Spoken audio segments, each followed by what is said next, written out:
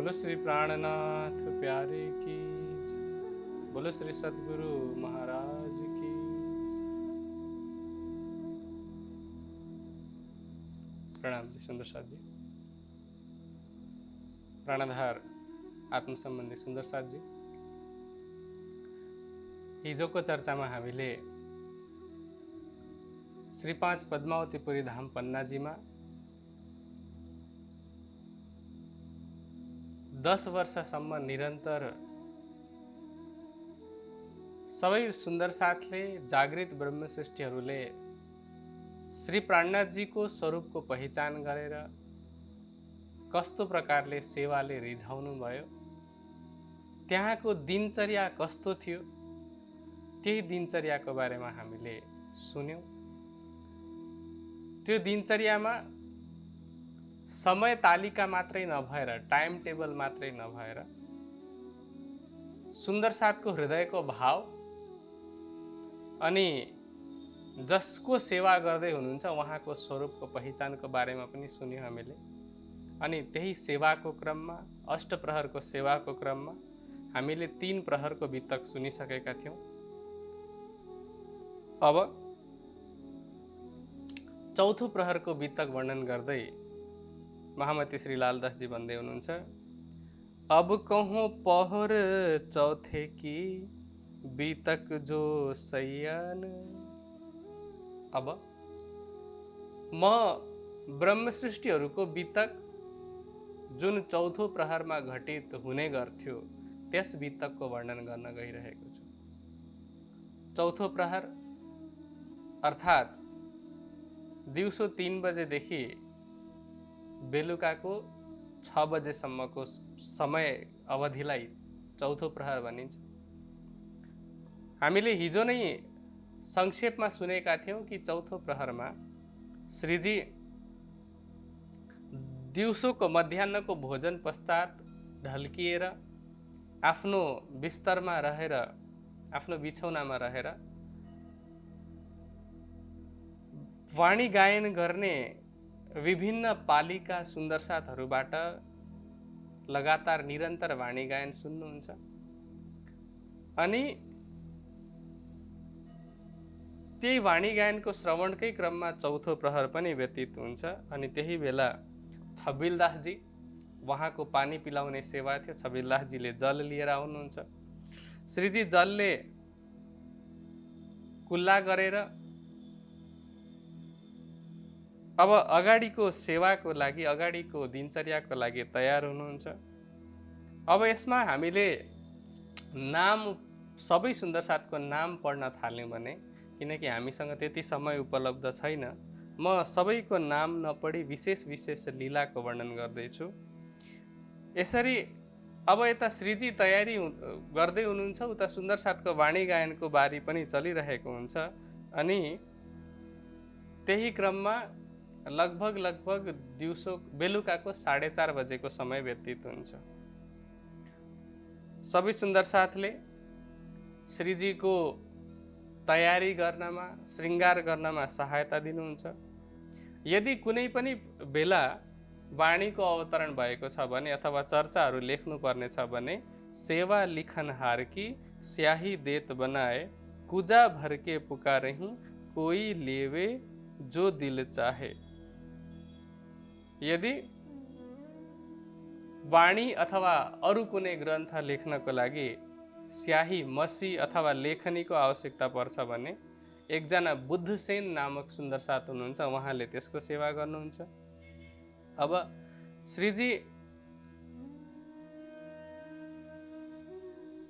दिउँसोको भोजन पश्चात जब आराम गरिराख्नु भएको छ, उठेर तयार भएर कुल्ला गरेर हातमुख धोएर मस्ती भरिएको चालले, लटक्नी मटक्नी चाल भनेर भनिएको छ। त्यसको तात्पर्य के हो भन्दा, जुन चालमा प्रेम अनि माधुर्यता भरिएको छ त्यो चाललाई लटक्नी मटक्नी चाल भनेर भनिएको छ, मस्तीवाला चाल। सामान्य रूपमा व्यक्तिहरूको चाल कस्तो हुन्छ भन्दा, एक त अत्यन्त चञ्चल चाल हामीले हेरेर चिन्न सक्छौं कि कुनै पनि व्यक्तिमा चञ्चलता छ भनेर। कुनै व्यक्ति चिन्तित छ भने त्यो चिन्तित व्यक्तिको चाल हेरेर पनि हामी चिन्न सक्छौँ कि यो व्यक्ति चिन्तित छ। यदि कोही व्यक्ति रोगी छ भने रोगी व्यक्तिको पनि चाल हेरेर हामी चिन्न सक्छौँ। त्यसै गरी श्रीजीको चाल मस्ती र आनन्द भरिएको छ। त्यो आनन्द, प्रेम र माधुर्यताले भरिएको चालले चलेर श्रीजी आफ्नो तख्तमा, आफ्नो आसनमा विराजमान हुनुहुन्छ। अब बेलुकाको 4:30 बजेको समय हुन्छ। के भन्दै हुनुहुन्छ? पिछला बाकी दिन रह्या घडी 4, धाम वतन चल्ने कि मोमिन करे विचार। बेलुकाको 4:30 बजेको समय भएको छ। अब हामी यो जागनीको ब्रह्माण्डमा आउँदा त्यही समय, बेलुकाको 4:30 बजेको समय, अनि प्रतिदिनको लीलाको हिसाबले हेर्ने हो भने, परमधामको लीला रूपले हेर्ने हो भने, हामी त्यो दिन भ्रमणको लागि राज्यसँग सबै ब्रह्मसृष्टि पाटघाट जानेवाला थियौँ। अब त्यही समयमा सुन्दर साथ आएर अर्जी गर्नुहुन्छ कि श्रीजी साहेब अब हामीलाई परमधाम लिएर जानुस्, किनकि हामी यही बेला परमधामबाट आएका थियौँ। दो बाजू भरके आए के बैठा साथ, अरस अजिम पहुँचावने हके पकडे हात। अब श्रीजीको अगाडि दायाँ बायाँ दुईतिरै सुन्दर साथ आएर बस्नुहुन्छ। अनि अब श्रीजीले सबै सुन्दर साथलाई परमधामतर्फ लैजानुहुन्छ। अरस अजिम पहुँचावने हके पकडे हात, राज्यले हात समाउनु भएको छ। यहाँ हात समाउनुको तात्पर्य के हो भन्दा, जस्तै विवाह एउटा संस्कार हुन्छ। विवाह संस्कारलाई पाणी ग्रहण भनिन्छ। पाणी ग्रहण भनेको हात समात्नु। यहाँ हात समात्नुको तात्पर्य के हो भन्दा उत्तरदायित्व वहन गर्नु। जस्तै पुरुषले कुनै स्त्रीको हात समाते, विवाहमा जुन स्त्रीको हात समातेको हुन्छ उसको सम्पूर्ण उत्तरदायित्व वहन गर्ने जिम्मा त्यो पुरुषको रहेको हुन्छ। त्यसै गरी जुन सुन्दर साथले आफ्नो हात राज्यको हातमा दिनुभयो, अर्थात् आफ्नो समर्पण राज्यप्रति गर्नुभयो भने अब राज्यको उत्तरदायित्व यो रहेको छ कि कसरी त्यसको आत्मजागृति गरेर त्यो सुन्दर साथलाई परमधामतर्फ लैजाने। अब सब सुन्दर साथले राज्यलाई प्रार्थना गर्नुभयो। त्यो बेला सेवामा श्री महाराजा आवत सब सेवा में शामिल, अत स्नेह सो सेवा करें पाक दिल निर्मल। महाराजा छत्रसालजी यो समयमा पनि आउनुहुन्छ अनि हर प्रकारको सेवामा पवित्र हृदयले प्रेमपूर्वक सामेल हुनुहुन्छ। अनि जुन सेवा महाराजा छत्रसालजीले गर्नुभयो, अपने तन मन धन अपना तन धन सौंप्या तो कह्या अमीरुल मोमिन। महाराजा छत्रसालजीको सेवाको कारणले, उहाँको तन मन धनको समर्पणको कारणले नै उहाँलाई ब्रह्ममुनिहरूमा सर्वोपरि अमीरुल मोमिनिन भनेर शोभा दियो। अब अरस की नमाज का आए पहुँचा बखत, परमधामको चितवनीको समय भइसकेको छ।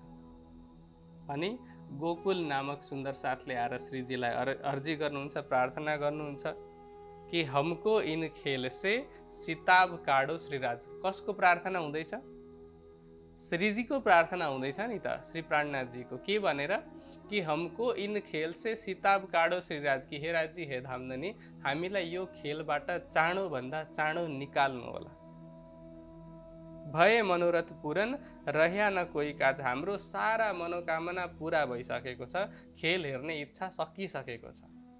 तर विडम्बना के छ भने, हुन त यो विडम्बना होइन, तर पनि वाणीमा भनिएको छ, पौडे भेले जागसी भेले खेल देख्या सबो एक, बाता करसी जुदी जुदी विध विध की विषेक। हामी परमधामबाट आउन पनि सँगै आएका थियौँ भेला भएर, अनि परमधाम जाँदा पनि हामी सँगै सबै मिलेर भेला भएर नै जान सक्छौँ। अब 500 ब्रह्मात्माको त जागनी भयो, तर बाँकी ब्रह्मात्मा हामीले प्रार्थना पनि गर्छौँ। कुनै पनि ठुल्ठुला कार्यक्रममा जाँदा बेलुका 4:30 बजेको समय भएपछि सुन्दर साथहरू भेला हुनुहुन्छ अनि भेला भएर गाउनुहुन्छ, अर्जी सुन्दर साथ करे भन्दै। अब त्यो अर्जी कसरी पुरा हुन्छ? त्यो अर्जी पुरा गर्ने जिम्मा कसको छ भने, राज्यले सारा सेटिङ गरिदिनु भएको छ कि यदि शर्त राखियो रे कि यदि परमधाम जानु छ भने त्यसको लागि तिमीहरूले यति शर्त पुरा गर्नु कि आफू जागृत हुनु अनि अरू ब्रह्म सृष्टिको जागनी गर्नु। अब जिम्मेवारी छ, जिम्मेवारी पुरा नभई जागनी हुँदैन। त्यसकारणले हामी स्वयं जागृत भएर अरू ब्रह्म सृष्टिलाई पनि यस्तै अवस्थामा पुर्याउनु। कस्तो अवस्थामा भन्दा 46 नम्बरको चौपाई, चौथो प्रहरको 46 नम्बरको चौपाईमा के भन्दै हुनुहुन्छ? हमको इन खेल से सिताब काडो श्रीराज, भए मनोरथ पूरन रह्या न कोही काज। राजी, अब हाम्रो सारा मनोकामना पुरा भइसकेको छ, तर अहिले हामी सबै सुन्दर साथले त यो कुरा भन्न सक्दैनौँ कि राज्य हाम्रो सारा मनोकामना पुरा भयो, खेल अब सक्नुस्, परमधाम लैजानुस् भनेर भन्न सक्दैनौँ। हामी सबै आफ्नो आफ्नो हिसाबले भौतिक तयारीमा नै लागेका छौँ। भौतिक जीवनको लागि, मायाको लागि हाम्रो सम्पूर्ण तयारी रहेको छ। यो पनि गर्नु छ, त्यो पनि गर्नु छ। हाम्रो चिन्ता के को छ भन्दा यो संसारी भविष्यको चिन्ता छ, तर आत्मिक जागृतिको हामीलाई चिन्ता छैन भने मौखिक रूपले प्रार्थना गर्दैमा हाम्रो प्रार्थना पुरा हुनेवाला छैन। अब श्रीजीले गोकुलदास सहित अरू सुन्दर साथको पनि अर्जी सुन्नुहुन्छ अनि के भन्दै हुनुहुन्छ? दुआए जो मोमिन की होत हे कबुल। ब्रह्म सृष्टिले प्रेममय हृदयले, साँचो हृदयले गरेको कामना, दुआ, प्रार्थना अवश्य पुरा हुन्छ। अब श्रीजीले सबै सुन्दर साथलाई त्यहाँ बसाएर परमधामको चितवनी गराएर परमधामको लीला, परमधामको शोभाको आनन्द दिनुभयो। त्यो आनन्दको बेलामा, किनकि यहाँ सेवाको वर्णन हुँदैछ, अब सेवामा चितवनीको बेला तलवार लिएर उभिने सेवा पहिला मुरलीधरजीले गर्नुभयो, केही दिनसम्म भिखारीदासजीले गर्नुभयो, केही दिन गिरधरजीले सेवा गर्नुभयो, अनि केही दिनसम्म यो सेवा लालदासजीले पनि गर्नुभयो, सन्तदासजीले, सुरत सिंहले तीर कमान राख्ने सेवा सुरत सिंहले, घनश्यामजीले भाला राख्ने सेवा, यसरी अलग अलग हतियार राखेर चितवनीको समयमा उभिने सेवा धेरै सुन्दर साथले गर्नुभयो। अब मनमा यो भावना पनि आउन सक्छ कि चितवनी गर्ने बेलामा हतियार लिने आवश्यकता किन? वास्तविकता के हो भने हेर्नु, महाराजा छत्रसालजीका सेना पनि थिए, त्यहाँ हतियार लिनुपर्ने आवश्यकता थिएन, तर एउटा सुन्दर साथको हृदयमा सेवाको भावना छ। श्रीजीको श्रृङ्गार पनि त्यही श्रृङ्गार गराइँदैछ जस्तो त्यो बेलाका राजा महाराजाको श्रृङ्गार हुन्थ्यो। त्यसै गरी राजा महाराजाको नजिकै हतियार लिएर अङ्गरक्षकहरूले सेवा गर्छन् नि, त्यसै गरी सुन्दर साथको मनमा पनि त्यो भावना थियो, जुन भावनाले उहाँहरूले हतियार लिएर चितवनीको समयमा सुरक्षा दिने सेवा गर्नुहुन्छ। अब यसरी श्रीजीले चितवनी गराउनु भयो अनि चितवनी गराइसकेपछि अब के 4:30 बजेदेखि चितवनी गराउँदा दिउँसोको अन्तिम प्रहर समाप्त भयो। दिउँसोको अन्तिम प्रहर अर्थात् बेलुकाको भनौँ अथवा चौथो प्रहर भनौँ। अब रात्रिका प्रहरहरू सुरु भए। रात्रिको पहिलो प्रहर अर्थात् सम्पूर्ण दिनको हिसाबले गर्ने हो भने पाँचौं प्रहर। पाँचौं प्रहर अर्थात् बेलुकाको 6 बजेदेखि रातिको 9 बजेसम्म। अब चितवनीको क्रिया चलि नै रहेको छ। कहिले सुन्दर साथले सोध्नुहुन्छ कि श्रीजी साहेब आज चितवनीमा हामीलाई कता लैजानुहुन्छ, कुन घाटमा लैजानुहुन्छ? तब श्रीजीले उत्तर दिनुहुन्छ, आज पधारे पाट, आज हामी पाट घाट जानेछौँ। यसरी श्रीजीले चितवनी गराउनुहुन्छ। अब त्यो बेलाको सेवाको वर्णन गर्दै यहाँ भन्दै हुनुहुन्छ कि तखत बिछौने होत हे बिछावत बिहारी दास, तलाई ओछाड सुजनी तकिए धरे मखमले खास। बिहारी दासजीले श्रीजीको बिछौनाको सेवा गर्नुहुन्छ। पहिला रुईको गद्दा बिछाएर, त्यसपछि माथि पातलो च्यादर ओछ्याएर, अनि ओढ्नको लागि एउटा च्यादर ऋतुको हिसाबले कहिले मोटो कहिले पातलो च्यादर राखिदिनुहुन्छ। अनि सिरानीतर्फ कोमल मखमली सिरानी, सानो सानो सिरानीहरू राखिदिनुहुन्छ। अनि श्रीजीकै नजिक अर्को एउटा तखत, अर्को एउटा खाट पनि हुन्छ बाइजीराज महारानीको लागि। त्यसमा पनि त्यस्तै प्रकारले सुन्दर साथले तयारी गर्नुहुन्छ, सेवा गर्नुहुन्छ। अनि सुखपालमा बसेर, सुखपाल भनेको पाल्कीमा बसेर बाइजीराजजी आफ्नो मन्दिरदेखि, जसलाई हामीले कोठा मन्दिर भन्ने गर्छौँ, त्यो कोठा मन्दिरदेखि श्रीजी कहाँ आउनुहुन्छ अनि श्रीजीलाई अब भोजनको लागि प्रार्थना गर्नुहुन्छ। पहिला चितवनी, त्यसपछि भोजन ग्रहण गर्नुहुन्छ। अब भोजनको बेलामा कहिले बाइजीराजजीले सेवा गर्नुहुन्छ, कहिले महाराजा छत्रसालजी यदि आउनुभएको छ भने महाराजा छत्रसालजीले सेवा गर्नुहुन्छ। पहिला श्रीजीको हात धुलाउने सेवा, हात धुलाएर फेरि हात पुसाउने सेवा, त्यसपछि फेरि श्रीजीले अब भोजन गर्न सुरु गर्नुहुन्छ। पहिला हात धुने, भोजन गर्ने। आरोगत अत हेत सो कहाँ लो कहूँ मैं ए, राजभोग सामग्री लवाज में सब साग तरकारी के। श्रीजी अत्यन्त प्रेमपूर्वक भोजन गर्नुहुन्छ, हर प्रकारका सागसब्जीहरू ग्रहण गर्नुहुन्छ। अनि बीचबीचमा अब जलको आवश्यकता पर्छ भने श्रीजी जल पनि ग्रहण गर्नुहुन्छ, छबिलदासजीको द्वारा प्रदान गरिएको। अरू कतिपय सुन्दर साथहरूले आफ्ना आफ्ना नजिकैका घरबाट कसैले मिठाई लिएर आउनुहुन्छ, कसैले विभिन्न प्रकारका अचार इत्यादि मसाला इत्यादि लिएर आउनुहुन्छ, पकवानहरू लिएर आउनुहुन्छ। श्रीजीले सबै सुन्दर साथबाट ल्याउनु भएको प्रसाद थोरै थोरै ग्रहण गरेर फेरि सुन्दर साथलाई नै बाँडिदिनुहुन्छ। कहवा आरोगने को ले आई मानक, भरके देवे हाथ में ये जो गंगादास बुजरक। श्रीजी कहवा ग्रहण गर्नुहुन्छ। कहवा भनेको हामीले नेपालीमा काढा भनेर भन्छौँ है, हिन्दीमा पनि काढा नै भनेर भन्छौँ, जसमा केही विभिन्न प्रकारका औषधिहरू जस्तै ल्वाङ भए, अदुवा भए, जावित्री, इलायची इत्यादि पानीमा उमालेर अनि त्यो पानीलाई अलिकति सेलाएर त्यसलाई पिइन्छ, किनकि एउटा घाँटीको लागि, गलाको लागि एकदम राम्रो औषधि हुन्छ त्यो। अब श्रीजीले यसपछि पाँचौं प्रहरमा नै उहाँले चर्चा सुरु गर्नुहुन्छ अनि उहाँको चर्चा त राति कहिले 12 बजेसम्म, कहिले 1 बजेसम्म चल्छ। शरीरको उमेर पनि धेरै भइसकेको छ, त्यसकारणले काढा बनाएर सुन्दर साथले श्रीजीलाई पिलाउने सेवा गर्नुहुन्छ। अनि त्यसपछि अब भोजनको सम्पूर्ण लीला समाप्त भइसकेपछि श्रीजीको सेवामा सुन्दर साथ फुलका हारहरू, कलङ्गी, कलङ्गी भनेको जस्तै यहाँ नजिकै अगाडि मुकुटमा लगाइने जस्तो मयूरको हुन्छ नि, कृष्णजीको मुकुटमा मयूरको रहेको छ मोरपङ्ख, त्यसै गरी अगाडि जुन मुकुटमा शोभा हुन्छ त्यसलाई कलङ्गी भनेर भनिन्छ। महाराजा छत्रसालजीले त्यो कलङ्गी धारण गराउनुहुन्छ।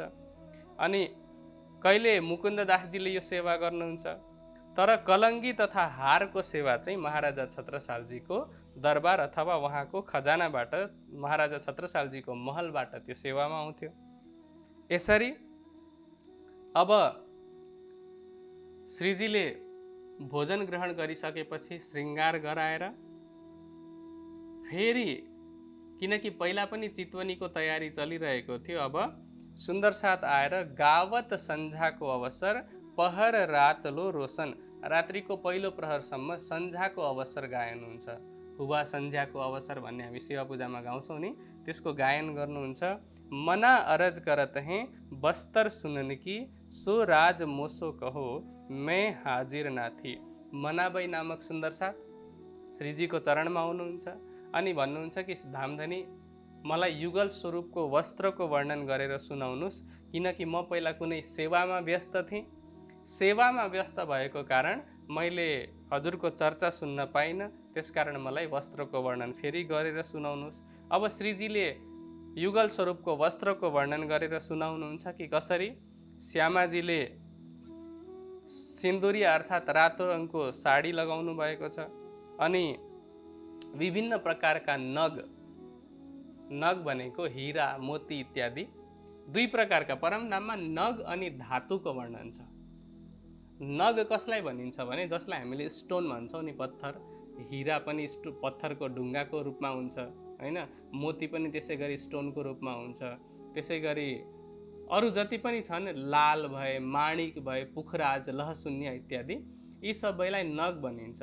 अनि धातुमा के आउँछ? सुन, चाँदी, फलाम इत्यादि, यसलाई हामीले धातु भन्छौँ। अब केही नग जडिएका, विभिन्न प्रकारका नग जडिएका कञ्चुकी अर्थात् ब्लाउज धारण गर्नुभएको छ, जसको रङ श्याम रङको छ। अनि उहाँले नीलो र लाल रङको आभाले युक्त पेटीकोट धारण गर्नुभएको छ।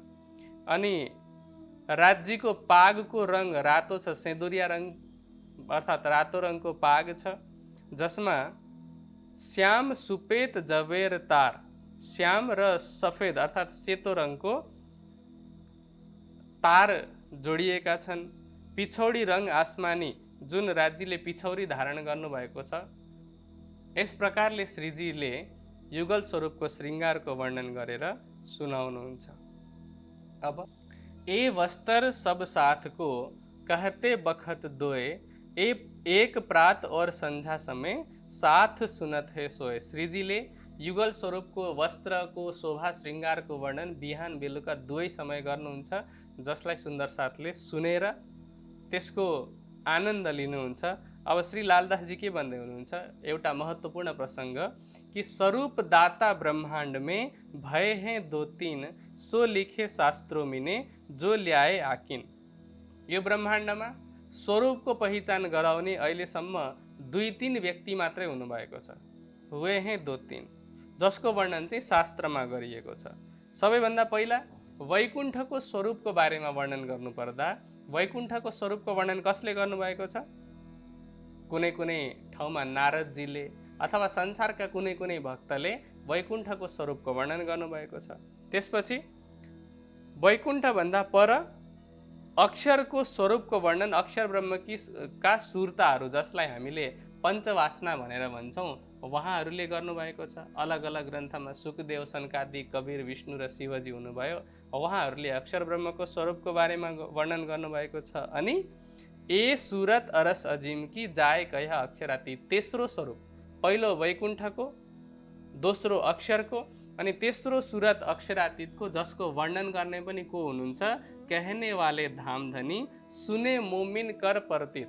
वर्णन गर्ने साक्षात धामधनी श्रीराजजी हुनुहुन्छ अनि सुनेर विश्वास गर्ने पनि परमधामका ब्रह्मसृष्टिहरू छन्, जसले निष्ठाबद्ध रूपले हृदयको कानद्वारा, बाहिरी कानले मात्रै होइन, हृदयको कानको द्वारा सुन्नुहुन्छ। अनि के भन्दै हुनुहुन्छ? जसको हृदय, जसका सबै अङ्ग अन्तस्करणहरू पवित्र छन्, उनीहरूले मात्रै राज्यको स्वरूपको पहिचान गर्न सक्छन्। अब त्यसपछि युगल स्वरूपको शोभा श्रृङ्गारको वर्णन भइसकेपछि अब बेलुकाकै प्रहरमा आरतीको समय हुन्छ। आरतीमा बाइजीराजीलाई श्रीजीकै तखत, श्रीजीकै पलङको नजिकै उहाँलाई पधराइन्छ, उहाँलाई विराजमान गराइन्छ अनि सबै सुन्दर साथले मिलेर अत्यन्त प्रेमपूर्वक आरती गर्नुहुन्छ। त्यो आरतीको समयमा झाँझ ताल थैली मिने ए दगडा राखत, दगडा नामक सुन्दर साथ झाँझ अनि ताललाई थैलीमा लिएर आउनुहुन्छ। आरती समय ल्यावत भाखरिया नाचत, अनि आरतीको समयमा त्यो झाँझ र ताल बजाउनुहुन्छ ल्याएर, अनि भाखरिया सुन्दर साथ त्यो तालको धुनमा, त्यो आरतीको धुनमा मिलेर नाच्नुहुन्छ। दोए बाजु चवर ढोरत लाल बाई पहले गोविंद दास करता था कोई दिन शिवराम के।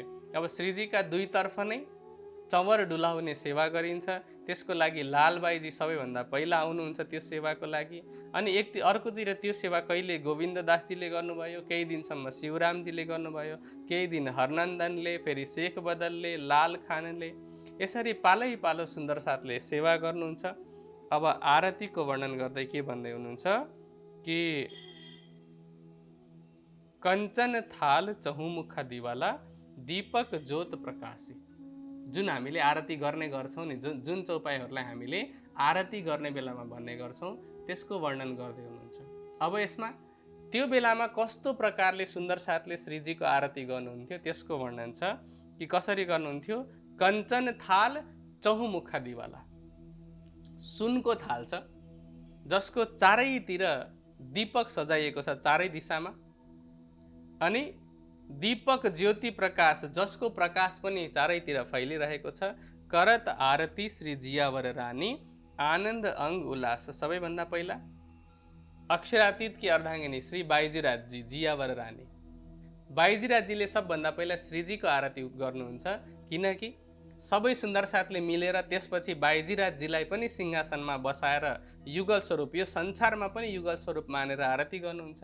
तर त्योभन्दा पहिला बाइजीराजजीले महामतीजीको हृदय धाममा विराजमान हुनुभएको युगल स्वरूपको आरती गर्नुहुन्छ।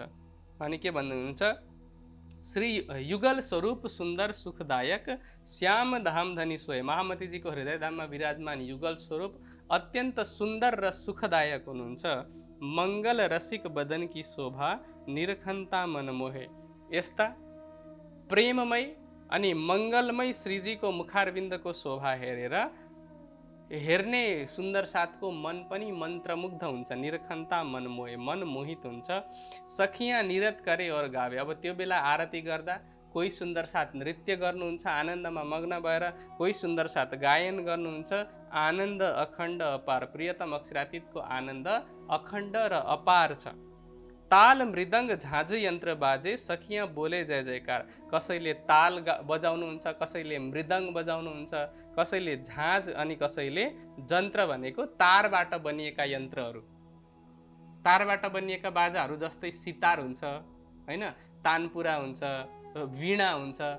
यस्ता जति पनि तारबाट बनिएका वाद्य यन्त्रहरू छन् त्यसलाई यहाँ जन्त्र भनेर वर्णन गरिएको छ।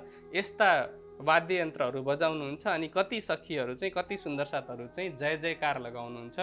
बधावे मुक्ताफल सखियाँ श्री जियावर श्याम सुहाए। अनि कति सुन्दर साथहरूले श्रीजीको आरतीमा मुक्ताफल मोतीको बधाई, यसरी मोती छर्किने सेवा गर्नुहुन्छ। श्री जियावर श्याम सुहाए, राजी र श्यामाजीको शोभा त्यहाँ सुशोभित भइरहेको छ। तन मन जीव निछावर किन हो, श्री इन्द्रावती चरण लागे। अब यसको भाव के छ भन्दा, यो इन्द्रावती चरण लागे भनेको यहाँ कसले आरती गर्दैछ त? सुन्दर साथले मिहिर राज्यको तनलाई त्यहाँ राखेर साक्षात अक्षरातीत त्यो हृदयधाममा विराजमान हुनुहुन्छ भनेर आरती गर्दै हुनुहुन्छ। त्यहाँ बाहिरी आरती छ, तर इन्द्रावतीजीको आत्माले युगल स्वरूप परमधाममा विराजमान मूल स्वरूपको आरती गर्दै हुनुहुन्छ र के भन्दै हुनुहुन्छ कि युगल स्वरूपको चरण कमलमा म आफ्नो तन मन जीव निछावर गर्दै प्रणाम गर्दैछु। यसरी यो आरतीको विशेषता, आरतीको वास्तविकता हो। यो आरतीमा सुन्दर साथको भाव पनि वर्णित छ, बाइजीराजजीको भाव पनि वर्णित छ, इन्द्रावतीजीको भाव पनि वर्णित छ। ती सबै शोभाको वर्णन गरिएको छ कि त्यो बेला कसरी सुन्दर साथले श्रीजीको आरती गर्नुहुन्थ्यो। अनि आरतीपछि श्री रुक्मणी थाल धरत हैं श्रीराज के आगे, कर पसार बीड़ा धरे करे मेहर धाम धनी। अब श्रीजीको अगाडि रुक्मिणी बाई नामक सुन्दर साथ एउटा थाल राखिदिनुहुन्छ, जसबाट श्रीजीले पानको बीडा धारण गरेर त्यसलाई स्वीकार गर्नुहुन्छ। अब इत धुन सूरज मन करे आरती बोध, श्री धाम धनी जियावर के नाम लेत भागे विरोध। सूरजमन नामक एकजना सुन्दर साथ हुनुहुन्छ, उहाँले आरतीको गायन गर्नुहुन्छ। विभिन्न रागमा, भिन्न भिन्न दिनमा भिन्न भिन्न रागमा उहाँले गायन गर्नुहुन्छ। अनि त्यो गायन यस्तो प्रकारले गर्नुहुन्छ कि सबै सुन्दर साथलाई आरतीको भाव बोध हुन्छ। गायनको यहाँ किन विशेष रूपले वर्णन गरिँदैछ भन्दा, जस्तै हामीले कुन रागमा कुन धुनमा गायन गर्दैछौँ त्यसले पनि प्रकरणको भावमा धेरै फरक पर्छ, अथवा प्रकरणको भावले हाम्रो गायनमा धेरै फरक पर्छ। जस्तै उदाहरणको लागि रासका जति रामतहरू छन् ती रामतहरूलाई हामीले उल्लासपूर्वक गायन गर्छौँ, ताली बजाउँदै डडिया खेल्दै। तर विरहको प्रकरणलाई त त्यसरी गायन गर्न सकिँदैन नि। विरहका प्रकरणहरू त्यही भावमा गायन हुन्छन्।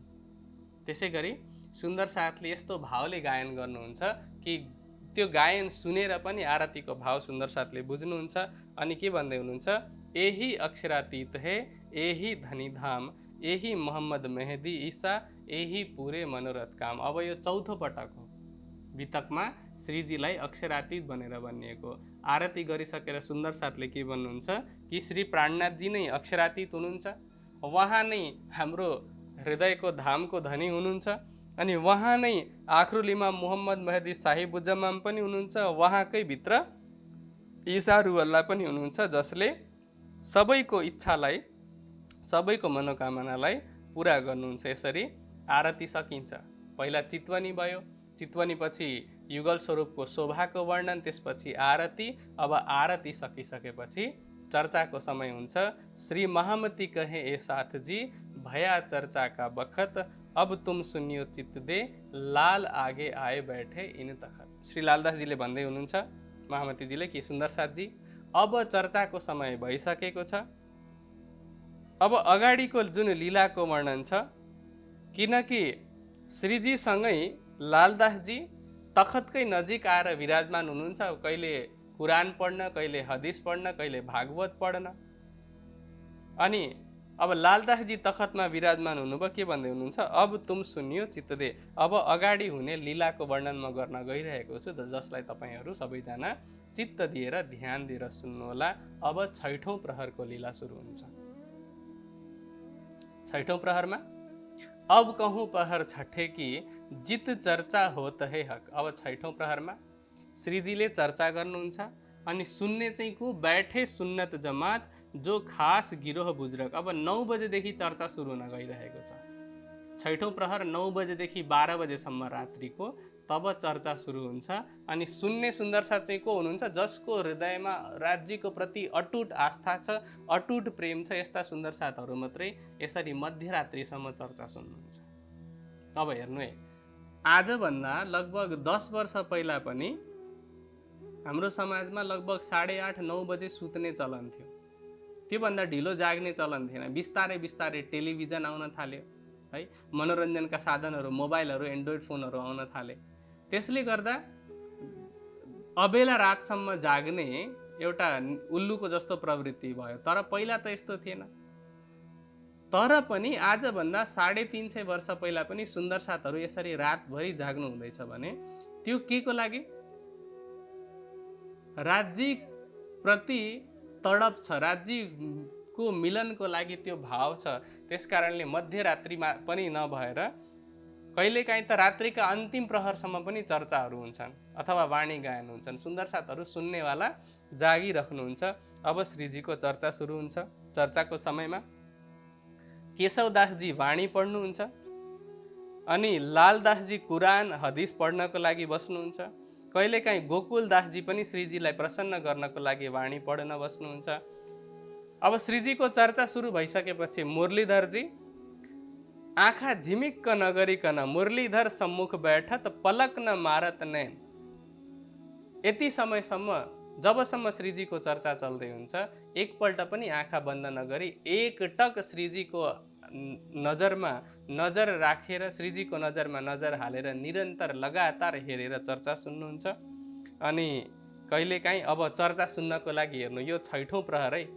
6ठौं प्रहरमा पनि एक बाजु श्री महाराजा और देवकरण जी साथ और दुर्गभान पिछल जाके धनिये पकडे हात। महाराजा छत्रसाल जी चर्चा सुन्न बस्नुहुन्छ, देवकरण जी उहाँकै साथमा चर्चा सुन्न बस्नुहुन्छ, त्यसपछि दुर्गभान जी बस्नुहुन्छ। चर्चा सुन्न को बस्नुहुन्छ? के भन्दै हुनुहुन्छ श्री लालदासजी कि जाके धनिये पकडे हात। धामधनीले आफ्नो मेहर कृपा गरेर जुन सुन्दर साथको हात पक्रिएर मायाबाट बाहिर निकाल्न चाहनुहुन्छ, उहाँले मात्रै चर्चा सुन्ने सौभाग्य प्राप्त गर्नुहुन्छ। अब यसरी धेरैजना सुन्दर साथको यहाँ नाम लिँदै हुनुहुन्छ चर्चा सुन्न आउने सुन्दर साथमा।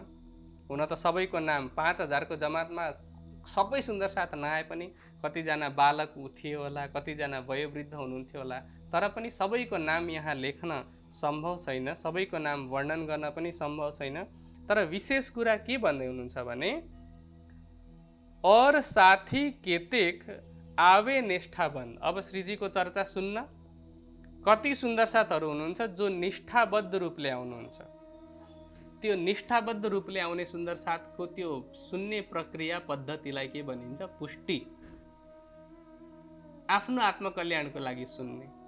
दोस्रो, कोही आवे मर्जाद में, कोही परवाह की सनन। कोही चाहिँ मर्यादामा आउनुहुन्छ कि उहाँको मनमा के हुन्छ भावना, आज गएनौ भने भोलि बिहानै प्रणाम गर्न जाँदा श्रीजीले राति किन थिएनौ, राति कहाँ थियो भनेर सोध्नु भयो भने के जवाब दिनु। त्यसकारणले मर्यादामा आउनुहुन्छ। अनि कोही परवाह की सनन्द। कोही चाहिँ एकअर्कालाई हेरेर एकअर्काको देखादेखि प्रवाहमा आउनुहुन्छ। हामीले के गर्छौँ बोलचालमा, जसले तारतम ग्रहण गरेको छैन त्यसलाई प्रवाही भन्ने गरेका छौँ। तर यहाँ त सुन्दर साथलाई पनि प्रवाही भनेर भनिँदैछ। किन?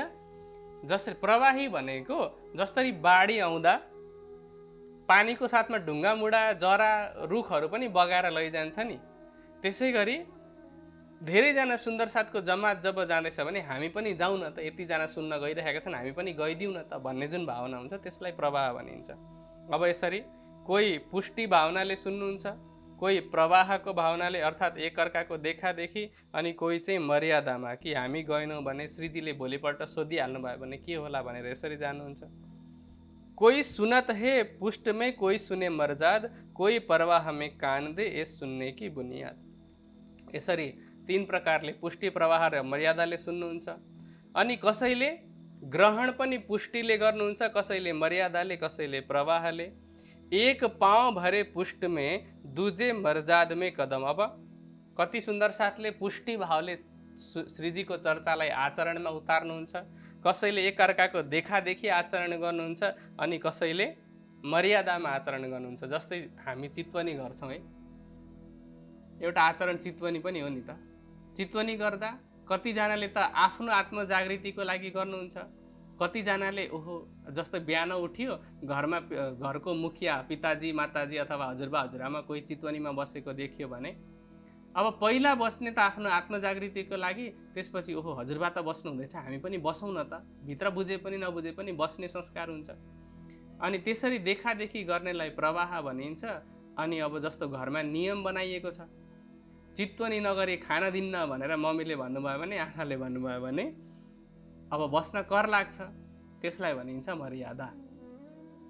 यसरी अलग अलग प्रकारले आचरण पनि हुन्छन्। अनि के भन्दै हुनुहुन्छ, यो एक के तीन तीन तीन तीनों के नौ। यसरी तीन प्रकारका स्वभाववाला श्रोताहरू हुन्छन्, जसमा नौ भेदले, नौ भेद कसरी हेर्नु, तीन प्रकारका श्रोता अनि तीन प्रकारका कर्ताहरू, त्यसका नौ भेद भए।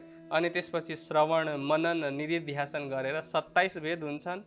अनि फेर के बाटे तीन बेर ताके 81 भए पक्ष। त्यसपछि तीन गुणको आधारमा, सत्व रजतम तीन गुणको आधारमा 81 पक्ष हुन्छन्। 82वां पक्ष वल्लभाचार्यजीको, 83वां पक्ष कबीरजीको, त्यसपछि और 25 पक्ष ब्रह्म सृष्टि के कहें उन ऊपर अलग। त्यसपछि परमधामका 25 पक्षहरू जुन ब्रह्म सृष्टिको हुन्। अब ती 25 पक्षको वर्णन गर्दै हुनुहुन्छ श्रीजीले आफ्नो चर्चामा कि तामे 7 घाट धाम के और जमुना जी पुल दोए, 10 भोम मोहलो राजत देखो साथ तुम सोए। परमधामका 25 पक्षमा 7 घाट भए। 7 घाट के हुन्, केल, लिबोई, अनार, अमृत, जाम्बु, नारंगी, वट। यसरी 7 घाट छन्। यमुनाजीका 2 पुल छन्, केल पुल र वट पुल। अनि 10 भोम मोहल राजत, अनि रङ्गमहल जुन राजत अर्थात् प्रकाशित भइरहेको छ, जो बाहिरबाट हेर्दा 10 भोमको देखिन्छ, तर एक भोमको त्यहाँ चौतारा भएको कारणले वास्तवमा 9 भोम र 10औं आकाशी अर्थात् छत अथवा चाँदनी युक्त छ। यसै गरी और महल 24 हाँसको बढी नहरे और जोय। अब हौज कोसरको वर्णन गर्दै हुनुहुन्छ। अनि हौज कोसरबाट दक्षिण दिशामा 24 हाँसको महल छ। अनि त्यो हौज कोसरमा जमुनाजी कसरी पुखराज पहाडबाट जमुनाजीको उद्भव भएर हौज कोसरमा गएर समाहित हुनुहुन्छ, त्यसको वर्णन छ। त्यसपछि चारैतर्फ 8 सागर तथा 8 जिमीको वर्णन छ। यसरी परमधामका 25 पक्षको वर्णन गरेर श्रीजीले सुनाउनुहुन्छ। कहिले कुनै चर्चामा राजश्यामाजीको श्रृङ्गारको वर्णन गरेर सुनाउनुहुन्छ, कहिले ब्रह्मसृष्टिहरूसँगको प्रेम लीलाको वर्णन गरेर सुनाउनुहुन्छ, कहिले इश्क रब्दको वर्णन गरेर के भन्दै हुनुहुन्छ कि जहाँ राज के दिल में इश्क रब्द कारण खेल देखाए बेहोरा किया देखो मिल मोमिन। परमधाममा राजजीले कसरी ब्रह्मसृष्टिहरूलाई खेल देखाउने इच्छा लिनुभयो। चाह करे खेल देखने में बर्जे बेरतिन। प्राणनाजीले के भन्दै हुनुहुन्छ कि सुन्दर साथजी, तिमीहरूले 3 पल्ट खेल हेर्ने इच्छा व्यक्त गर्यो अनि मैले 3 पल्ट नै वर्जित गरेँ। यहाँ मैले भन्ने को? यो एउटा चौपाईले पनि श्री प्राणनाथजीको स्वरूपको पहिचान गर्न सकिन्छ कि उहाँ साक्षात अक्षरातीत हुनुहुन्छ। उहाँले भन्दै हुनुहुन्छ कि मैले 3 पल्ट मना गरेँ, अनि यो पनि भने कि तुम भुलोगे तहकीक रहे न काहु आकिन। निश्चित रूपमा तिमीहरूले मायामा गएर मलाई बिर्सिनेछौ। अनि वास्तविकता पनि के भयो, मायामा आएर सबैले मलाई बिर्सियो। अनि अब यसरी इश्क रब्दको वर्णन गर्दै त्यसपछि फेरि हामी कसरी ब्रजमा आयौँ, अनि ब्रजमा कस्तो प्रकारको लीला भयो, 11 वर्ष 52 दिनको लीलाको बारेमा सुनाउनुहुन्छ, कहिले रास लीलाको बारेमा सुनाउनुहुन्छ, कहिले मुहम्मद साहेबको तनको लीलाको बारेमा सुनाउनुहुन्छ, कहिले कयामतका 7 निशानको वर्णन गर्नुहुन्छ। यसरी श्रीजीले चर्चा गर्नुहुन्छ। यसरी चर्चा गर्दा गर्दै अब रात्रिको जुन 6औं प्रहर छ त्यो 6औं प्रहर पनि व्यतीत हुन्छ। 6औं प्रहर भनेको 9 देखि 12 बजेको समय। हेर्नु 12 बजिसक्यो, श्रीजीको चर्चा सकिएको छैन। के भन्दै हुनुहुन्छ? श्री महामती कहे सैयनो ए छठे प्रहर की बीतक, अब कहों पहर 7मा जैसे सोहबत हक। अब श्रीजीको सङ्गतिमा, श्रीजीको सानिध्यतामा सुन्दर साथले जस्तो लाभ प्राप्त गर्नुभयो त्यसमा 7औं प्रहरको वर्णन गर्दैछु। अब दिनका 4 प्रहर अनि रात्रिका 2 प्रहर व्यतीत भइसके, 7औं प्रहरको वर्णन गर्दै के भन्दै हुनुहुन्छ कि अब श्रीजी चर्चा गरिराख्नु भएको छ एउटा तखतमा, खाटमा विराजमान भएर, पलङमा। श्रीजीको जुन आराम गर्ने पलङ छ त्यसलाई तयार गर्ने सेवा नारायण दासजी अनि द्वारिका दासजी, गंगा दासजी तथा परमानन्दजीले गर्नुहुन्छ। अनि उहाँकै पलङको नजिकै एउटा अर्को पलङ बाइजीराजीको लागि पनि तयार हुन्छ। त्यो पलङको वर्णन यहाँ गर्दै हुनुहुन्छ, पचरङ्गी पाटी भरी अत नरम सुखदाय। अब किनकि हामीले बिहानको पहिलो प्रहरमा हिजोको चर्चामा श्रीजीको पलङको शोभाको सौन्दर्यको वर्णन सुनिसकेका छौँ। त्यसमा र यो सेवामा, यो शोभामा कुनै धेरै अन्तर छैन। त्यसकारण म यसको वर्णन नगरी अगाडि लीलाको वर्णन गर्दैछु। अब श्रीजीको बिस्तर तयार भइसक्यो। गंगा दासजी आएर श्रीजीलाई अर्जी गर्नुहुन्छ, प्रार्थना गर्नुहुन्छ कि धामधनी अब आराम गर्ने समय भइसकेको छ, त्यसकारण आफ्नो पलङमा विराजमान हुनुहोला।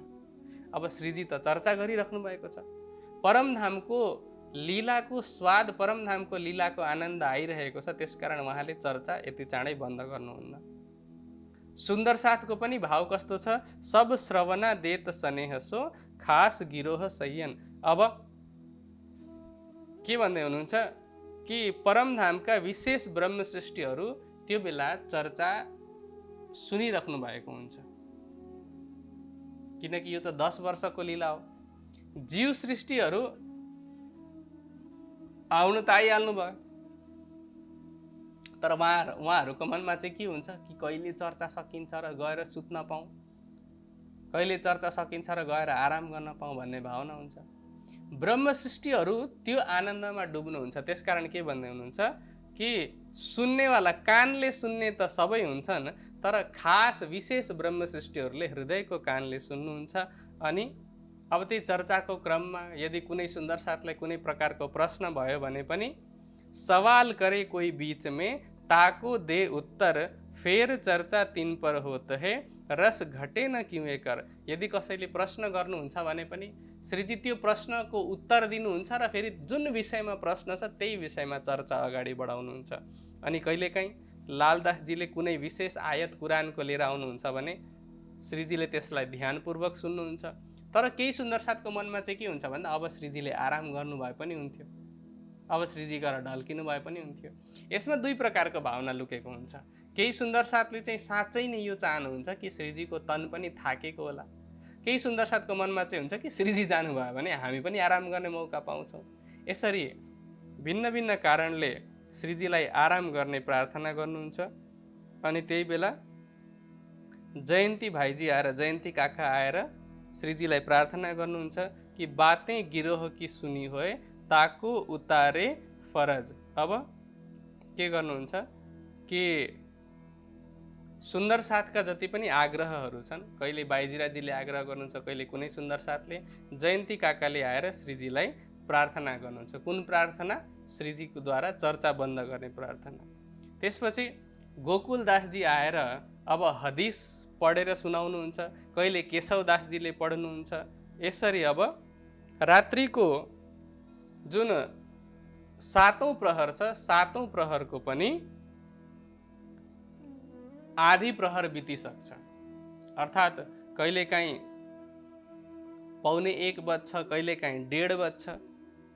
त्यसपछि अब 1-1:30 बजिसकेपछि चाहिँ श्रीजीलाई आएर फेरि सुन्दर साथले प्रार्थना गर्नुहुन्छ कि श्रीजी साहेब अब आराम गर्नु। श्रीजीले भन्नुहुन्छ कि अब नआत्तिनु, विश्वास गर्नु, अब म उठिहाल्छु। उठिहाल्छु भन्दै फेरि कुनै प्रसङ्ग चल्यो भने फेरि अगाडि चर्चा बढाउनुहुन्छ। यसो गर्दै गर्दै अब के भन्नुहुन्छ, जब महाराजा हो वहीं देवे चर्चा में श्रवण, कोही न बोले इन समय साथ चर्चा के अधीन। अब 7औं प्रहरमा पनि, रातिको 12 बजेदेखि 3 बजेसम्म चल्ने 7औं प्रहरमा पनि महाराजा छत्रसालजीको यहाँ प्रसङ्ग आउँदैछ। हेर्नु, भोलिपल्ट बिहान गएर राज्य पनि सम्हाल्नु पर्नेछ, तर पनि त्यो बेलासम्म महाराजा छत्रसालजी श्रीजीको चर्चा श्रवण गरिराख्नु भएको छ। अनि जब श्रीजीको चर्चा को बेला यदि महाराजा छत्रसालजी आउनुभएको छ भने त्यो बेला चाहिँ कसैले रोकटोक गर्दैन। श्रीजी चर्चा बन्द गर्नु भनेर पनि कसैले बोल्ने हिम्मत गर्नुहुन्न। कोही न बोले इन समय साथ चर्चा के अधीन। सबै सुन्दर साथ चर्चाको रसमा आनन्दमा डुब्नु भएको हुन्छ। अब यसरी चर्चा चलिरहेको हुन्छ, तर बाइजीराजजीले चाहिँ बिचबिचमा सङ्केत गर्दै गर्नुहुन्छ कि यति रात भइसक्यो, अहिले पनि किताब खोलेर किन बस्नु भएको, यो किताबलाई अब राखिदिनु, अब बन्द गरिदिनु, श्रीजीलाई एकछिन त आराम गर्न दिनु। यसरी श्री आग्रह गर्नुहुन्छ। श्री राजे देखा साथ सामने, हुए उठने को तैयार, तब स्वरूप वर्णन धाम का दिखाया परवरदिगार। अब जब सुन्दर साथ बार बार चर्चा बन्द गर्ने आग्रह गर्नुहुन्छ, त्यसपछि श्रीजीले चर्चा बन्द गरेर, अब चर्चा बन्द गर्नुभयो, तर सुत्नुभन्दा पहिला परमधाममा विराजमान युगल स्वरूपको, मूल स्वरूपको शोभाको वर्णन गर्नुहुन्छ। अनि सुन्दर साथलाई के भन्नुहुन्छ, तुम सूरत राखो धाम में, श्रीराज पौढ़ने की ठोर, इन समय अपने स्वरूपको याद ल्याओ न और। अब आफ्नो सुरतालाई कहाँ लैजाने? सुन्दर साथी, यो सबैको लागि, किनकि मैले हिजोको चर्चामा पनि भनेको थिएँ कि अष्टप्रहरको लीला एउटा यस्तो दिनचर्या हो जसको अनुसरण गरेर हामीले अत्यन्त कम समयमा आफ्नो आत्मजागृति गर्न सक्छौँ। सारा लीलाको नकल नगरे पनि कमसेकम बिहानको चितवनी, राति सुत्ने बेलाको चितवनी, अनि केही समयको वाणी मन्थनको त हामीले नकल गर्न सक्छौँ नि। कहिलेकाहीँ सुन्दर साथको मनमा के हुन्छ, हामीलाई निन्द्रा लाग्दैन। कहिलेकाहीँ सुन्दर साथको मनमा यो हुन्छ कि हामीले डरलाग्दो सपना देख्छौँ, सपना यस्तो प्रकारको हुन्छ, उस्तो प्रकारको हुन्छ। सुत्ने बेलामा परमधामको रङ्गमहलको 5औं भूमको रङप्रवाली मन्दिरको चितवनी गरेर, रङप्रवाली मन्दिरको कस्तो लीला छ, सुन्दर साथहरू त चितवनीमा चर्चनीमा धेरै माहिर हुनुहुन्छ। विगत जबदेखि जुम मिटिङ सुरु भएको छ तबदेखि धेरैजना सुन्दर साथबाट चर्चनी चितवनी सिक्नु भएको छ। रङप्रवाली मन्दिरमा कस्तो प्रकारको लीला हुन्छ त्यो लीलालाई एकपल्ट याद गर्नुको तात्पर्य शब्द रट्नु होइन है। फेरि प्रवाली मन्दिरका प्रत्येक मन्दिरमा 12,000 मन्दिरको कुरा आउँछ। प्रत्येक मन्दिरमा एक एक ब्रह्म सृष्टिका लागि शयनको व्यवस्था छ। अनि के भन्नुहुन्छ कि प्रत्येक मन्दिरमा प्रत्येक ब्रह्म सृष्टिसँग प्रत्यक्ष रूपले राज्य त्यहाँ विराजमान हुनुहुन्छ। 12,000 रूप धारण गरेर 12,000 ब्रह्म सृष्टिहरूसँग राज्यले लीला गर्नुहुन्छ भनेर भनिएको छ। यसको तात्पर्य के हो भने, हेर्नु, हामीले खिलवतको कुरा गर्छौँ। खिलवत हामीले कसलाई भन्छौँ? दुईटा रूपमा। एउटा त हाम्रो हृदयलाई खिलवत भन्छौँ, अर्स तुम्हारा मेरा दिले भनेर हाम्रो खिलवत हो। अनि एउटा मूल मिलावालाई खिलवत भन्छौँ। मूल मिलावामा त एउटा लीला दृष्टिले 12,000 ब्रह्म सृष्टिहरूको लीला छ नि त। 12,000 ब्रह्म सृष्टिको परात्मा त्यहाँ विराजमान छ। तर जहाँ हामीले लीलाको भावमा पनि वहदतको दृष्टिकोणले, एउटा हकीकतको दृष्टिकोणले लीला रूपमै पनि जहाँ चाहिँ हाम्रो सुरता र राज्य मात्रै विराजमान हुनुहुन्छ, त्यहाँ राज्यसँग हामीले कस्तो प्रकारको प्रेम गर्नुपर्ने, कस्तो प्रकारको प्रेम प्रकट गर्नुपर्ने, त्यो लीला रङप्रवाली मन्दिरको लीला हो। जहाँ आशिक र मासुक दुई नभएर एक हुनुहुन्छ, मारिफतको त्यो लीला हो। त्यो लीलालाई याद दिलाएर श्रीजीले के भन्नुहुन्छ कि रङप्रवाली मन्दिरमा आफ्नो सुरतालाई लिएर जानु, परात्माको श्रृङ्गार गरेर इन समय अपने स्वरूपको याद ल्याउन। और त्योदेखि अतिरिक्त परात्माको श्रृङ्गार र धामधनीको अतिरिक्त अरू कुनै पनि विषयमा आफ्नो सुरतालाई नलैजानु, आफ्नो ध्यान नलैजानु। यसरी अत्यन्त प्रेमपूर्वक श्रीजीले मूल स्वरूप राजश्यामाजीको युगल स्वरूपको शोभाको वर्णन गर्नुहुन्छ। त्यसपछि अब वल्लभदासजी आउनुहुन्छ कहिलेकाहीँ, आएर के भन्नुहुन्छ कि श्री धाम धनी की वृत्त संझा से आदि लग कहता कोमल चित। अब श्रीजीलाई आएर भन्नुहुन्छ कि श्रीजी साहेब अब हजुर आराम गर्नु, म परमधामको वृत्त सुनाउने छु। अनि उहाँले सन्ध्याको समयसम्मको त वृत्त भइसकेको थियो, सन्ध्याको समयदेखि लिएर मध्यरात्रिसम्मको स्वरूपको वर्णन गर्नुहुन्छ, रङप्रवाली मन्दिरमा जानेसम्मको सारा लीलाको वर्णन उहाँले गर्नुहुन्छ। त्यसपछि अब श्रीजी उठेर माणिक भाइजीको घरमा नित्य क्रियाको लागि, देह क्रियाको लागि जानुहुन्छ। उहाँलाई लालदासजीले, लक्ष्मीदासजीले, कहिलेकाहीँ मकरन्दजीले हात समातेर उठाएर लिएर जाने सेवा गर्नुहुन्छ। अब त्यो बेला पनि हेर्नु, रातिको 1-1:30 बजेको छ है, त्यो बेला पनि सुन्दर साथको सेवाको भाव कम छैन। अब त म जुत्छु भोलि बिहान गरौँला भन्ने त्यस्तो प्रकारको तमसको भावना छैन, त्यस्तो प्रकारको प्रमादको भावना पनि छैन। राति 1-1:30 बजेको समयमा पनि श्रीजी श्रीजी हिँड्ने बेलामा पाउडा बिछाउने सेवा गरिरहनुहुन्छ। पाउडे बिछावन होत है हाजिर रहे हिम्मत, हिम्मत सिंहले पाउडा बिछाउनुहुन्छ, जसमा श्रीजी मस्ती र आनन्दयुक्त चालले चलेर माणिक भाइजीको घरमा जानुहुन्छ। अब त्यहाँ अब राति 1-1:30 बजेको समय छ, कहिले 2 पनि बज्ला, कहिले 2:30 पनि बज्ला। सामान्य रूपमा लगभग त्यही हो 12देखि 3 बजेको समयमा माणिक भाइजीको घरमा गएर श्रीजी सबै सुन्दर साथको प्रश्नको उत्तर दिनुहुन्छ।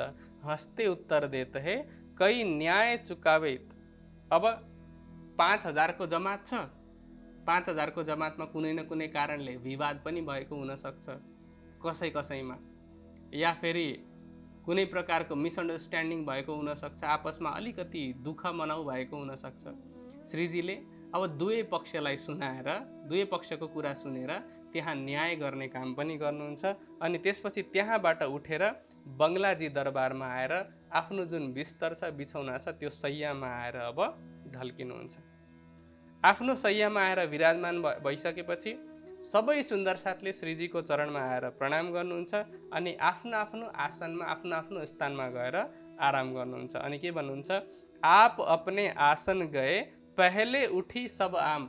श्रीजी आएर ढल्किने बित्तिकै सबभन्दा पहिला जीव सृष्टिहरू आएर श्रीजीको चरणमा प्रणाम गरेर फटाफट भागिहाल्नुहुन्छ, जान बची त लाखौँ पाए भन्दै। अब त्यसपछि सबैजना गइसकेपछि गोदावरी सुन्दर साथ आउनुहुन्छ, गोदावरी बाई एउटा कटौरामा तेल लिएर, अनि श्रीजीको शिरमा तेलको मालिस गरिदिनुहुन्छ। अनि के भन्नुहुन्छ, चोटी छोरे बाता करें राज भला दिखाया हमें खेल। धामधनी हजुरले हामीलाई एकदम राम्रो यो खेल देखाउनु भयो। राम्रो खेल कसरी? हाम्रो लागि त यो खेल राम्रो छैन नि त, तर पनि राम्रो लागिरहेको छ। वास्तवमा राम्रो खेलको तात्पर्य जागृतिको ब्रह्माण्डमा आत्मजागृति भइसकेपछि, राज्यको स्वरूपको पहिचान गरिसकेपछि, यहाँ बसी बसी ब्रज रासको आनन्द लिँदै परमधामको पनि आनन्द लिने सौभाग्य यहाँ प्राप्त छ। त्यसकारण यो खेललाई राम्रो खेल भनेर भन्दै हुनुहुन्छ। त्यसपछि बातें श्री बाईजी की घर की जो बीतक श्री राज श्रवणा देत है ए बातें बुजुर्ग। अब गोदावरी बाईजीराजी सँगै बस्नुहुन्छ अनि दिउँसो जति पनि घटनाहरू भएका हुन्छन् बाईजीराजीको मन्दिरमा, कोठा मन्दिरमा, ती घटनाहरू सबै सुनाउनुहुन्छ श्रीजीको मालिस गर्दै। यदि जाडोको महिना छ भने अंगिठी अर्थात् एउटा कुनै फलामको भाँडा, फलामको पात्रमा दाउराका कोइलाहरू बालेर अंगिठी बनाएर लिएर आउनुहुन्छ, त्यो सेवा गर्नुहुन्छ बिहारी दासजीले। कहिलेकाहीँ माणिक भाइजीले त्यो सेवा गर्नुहुन्छ। अनि त्यो फलामको पात्र लिएर, तातो पात्र लिएर श्रीजीको सम्पूर्ण बिस्तरलाई तताउने सेवा गर्नुहुन्छ। त्यसपछि मुरलीधर सुन्दर साथ पनि त्यहाँबाट बिदा लिनुहुन्छ। श्रीजी सबै सुन्दर साथलाई प्रणाम गरेर अब ढल्किनुहुन्छ। अधिकांश सुन्दर साथ जानुहुन्छ। अब त्यसपछि गाउने सुन्दर साथ, रात्रिको 2:30 प्रहर व्यतीत भइसकेको छ, लगभग 1:30 बजिसकेको छ। गाउने सुन्दर साथ अब आफ्नो सेवाको लागि उपस्थित हुनुहुन्छ। त्यसमा शेख बदलजी राग अलाप्दै विभिन्न प्रकारका साखीहरू गायन गर्नुहुन्छ अनि साथमा रहने सुन्दर साथहरू त्यसलाई स्वर दिनुहुन्छ, पछाडिबाट कोरस इत्यादि दिनुहुन्छ, जसले गर्दा त्यो गायन अत्यन्त मधुर लाग्छ। श्रीजी अत्यन्त प्रेम र आनन्दको साथमा सुन्दर साथको द्वारा भइरहेको गायन सुन्नुहुन्छ अनि के भन्नुहुन्छ, और बानी सुननको कोही कोही साथी बैठत। अब त्यो वाणी गायन भइरहेको बेला कोही कोही सुन्दर साथ वाणी गायनको आनन्द लिनको लागि बस्नुहुन्छ, अधिकांश त गएर सुतिसक्नुभयो। अब त्यसमा और मोमिन भर बंगले, कोई बैठत कोई सोवत, मुरलीधर और जयन्ती दास बैठे चर्चा कोई। अब उता सुन्दर साथ वाणी गाउने सुन्दर साथ श्रीजीलाई वाणी गायन गरेर रिझाउनुहुन्छ, कोही ढल्किराख्नु भएको हुन्छ, कोही सुतिराख्नु भएको हुन्छ, कोही बसिराख्नु भएको हुन्छ। त्यो बेला मुरलीधरजी अनि जयन्ती दासजी यी दुईजना सुन्दर साथ बसेर आपसमा चर्चा गर्नुहुन्छ। चर्चा के गर्नुहुन्छ? दिउँसो जुन चर्चा भएको अथवा दिउँसो या बेलुका राति जति श्रीजीले चर्चा गर्नुभएको हुन्छ त्यो चर्चालाई दोहोऱ्याउने काम गर्नुहुन्छ कि आज श्रीजीले यस्तो भन्नुभयो त्यसको भाव यो थियो, आज श्रीजीले यस्तो भन्नुभयो यसको भाव यो थियो। यसरी चर्चाको अर्चा गर्नुहुन्छ। अनि जयन्ती काकाको कोठरी पनि त्यहाँ छ। अहिले पनि पन्नाजीमा जानुभयो भने त्यहाँ हेर्न सक्नुहुन्छ। उहाँको सानो घर थियो, त्यहाँ पनि केही सुन्दर साथ भेला हुनुहुन्छ। त्यहाँ लालदासजी, केशवदासजी बसेर कहिले कुरान हदिसहरू पढ्नुहुन्छ। गोकुलदासजी, बुलचन्दजी अनि केही महिला सुन्दर साथहरू पनि बस्नुहुन्छ। अनि सदानन्द सुन्दर साथ सधैँ बसेर यसरी चर्चा गर्नुहुन्छ। इत बडा मिलावा होत है, कबु बानी कबु चर्चा। अब जयन्ती काकाको नजिक मुरलीधरजी र जयन्ती दासजी दुईजना बसेर चर्चा गर्नुहुन्छ। त्यहाँ बिस्तारै बिस्तारै कहिले सङ्ख्या बढ्दै जान्छ। श्रीजीले आएर श्रीजीले कहिले काहीँ सुन्दर साथलाई बोलाउनुहुन्छ कि जयन्ती काकाको घरमा, जयन्ती काकाको कोठरीमा को बसेर चर्चा सुन्दै हुनुहुन्छ। तब शङ्करजी, बुद्धसेनजी, वल्लभजी त्यहाँ बसेका सबै सुन्दर साथको नाम बताइदिनुहुन्छ श्रीजीलाई कि श्रीजी साहब यो सुन्दर साथले आज बसेर चर्चा गर्नुहुन्छ, चर्चा गर्दै हुनुहुन्छ। अब रात्रिको 1:30 बजेदेखि पछिको बित्ता गयो। कबू 10, कबू 20, 30, 40, 50, कबू 60, 70, 80 ए धामधनी की आस। 10, 20, 30, 40, 50, 60, 70 जनासम्म पनि बस्नुहुन्छ। अनि कहिलेकाहीँ 100 सम्म पनि बस्नुहुन्छ। अन्तिममा 100 सम्मको सुन्दर साथ सङ्ख्यामा बस्नुहुन्छ। आखरको 100 बैठक कबू उपर भी हो, अनि कहिलेकाहीँ 100 भन्दा अधिक पनि बस्नुहुन्छ। अनि अब कोही कोही सुन्दर साथ त्यसमा निष्ठाबन्ध प्रतिदिन बस्नुहुन्छ। कोही कोही सुन्दर साथ चाहिँ आज बस्नुभयो, भोलि बस्नु भएन। यसरी बसेर श्रीजीले जुन चर्चा गर्नुभएको थियो, ए चर्चा सो करे जो सुनी होए श्रीराज, तीन चर्चाको अर्चत श्रीराज रिझावन काज। श्रीराजजीलाई रिझाउनको लागि श्रीजीले गर्नुभएको चर्चाको पुनः त्यसलाई दोहोऱ्याउनुहुन्छ, पुनः त्यसको अर्चा गर्नुहुन्छ। अनि श्रीजीले कहिलेकाहीँ के गर्नुहुन्छ भने ती सबै सुन्दर साथलाई उहाँको लगन देखेर, उहाँको राज्यप्रतिको भाव देखेर, मायाप्रतिको विजयको भाव देखेर आफूसँग भएको हार दिनुहुन्छ उपहार स्वरूप र भन्नुहुन्छ यो हारलाई लगेर सुन्दर साथलाई बाँटिदिनु। अब मुरलीधरजीले श्रीजीबाट त्यो हार ग्रहण गर्नुहुन्छ अनि श्रद्धा व्यक्त गर्न बारम्बार शीश झुकाएर प्रणाम गर्नुहुन्छ। यसरी अब त्यो चर्चाको अर्चा र वाणी गायन गर्दा गर्दै रात्रिको 7औं प्रहरको लीला पनि समाप्त हुन्छ र अब सुरु हुन्छ 8औं प्रहर। 8औं प्रहरको लीला सुरु हुन्छ रात्रिको 3 बजेदेखि अनि समाप्त हुन्छ बिहानको 6 बजेसम्म। अब कहूँ पहर 8 मा श्रीराज पौढे पलङ पर। श्रीजी आफ्नो पलङमा ढल्केर बानी धाम धनिएकी गर्जत सब उपर। अब श्रीजी आराम गरिराख्नु भएको छ अनि गाउने जुन 14 पालीका सुन्दर साथहरू हुनुहुन्थ्यो उहाँले आफ्नो आफ्नो समयमा आएर वाणी गायन गर्नुहुन्छ। जुन वाणीको गर्जना सबै धर्मग्रन्थहरूको ज्ञान भन्दा पनि माथि सुशोभित भइरहेको छ। त्यसमा बारी वाले गावत फिर्ती चौकी पर। आफ्नो पारी घुम्दै घुम्दै पाली आउँछ। पहिलो पाली सकेर दोस्रो पाली तेस्रो पाली गर्दै 14 नम्बरको पाली सकेर फेरि पहिलो पाली यसरी आउँछ। पालै पालो आफ्नो आफ्नो समयमा सुन्दर साथले जिनकी आवे सो गावही रसना मिठी कर। जसको पाली आउँछ उहाँले मधुरताको साथमा वाणी गायन गर्नुहुन्छ। अब जुन वाणीको गायन हुँदैछ त्यो ब्रह्मवाणीको महिमा यस प्रकरणमा महामती श्री लालदासजीले बताउँदै हुनुहुन्छ कि बानी धाम धनिय कि 14 तबक हयात। यो श्री प्राणनाथजीको वाणी 14 लोकलाई हयात अर्थात् अखण्ड मुक्ति दिनेवाला छ, जसको पहिचान आजसम्म कसैलाई पनि भएको छैन।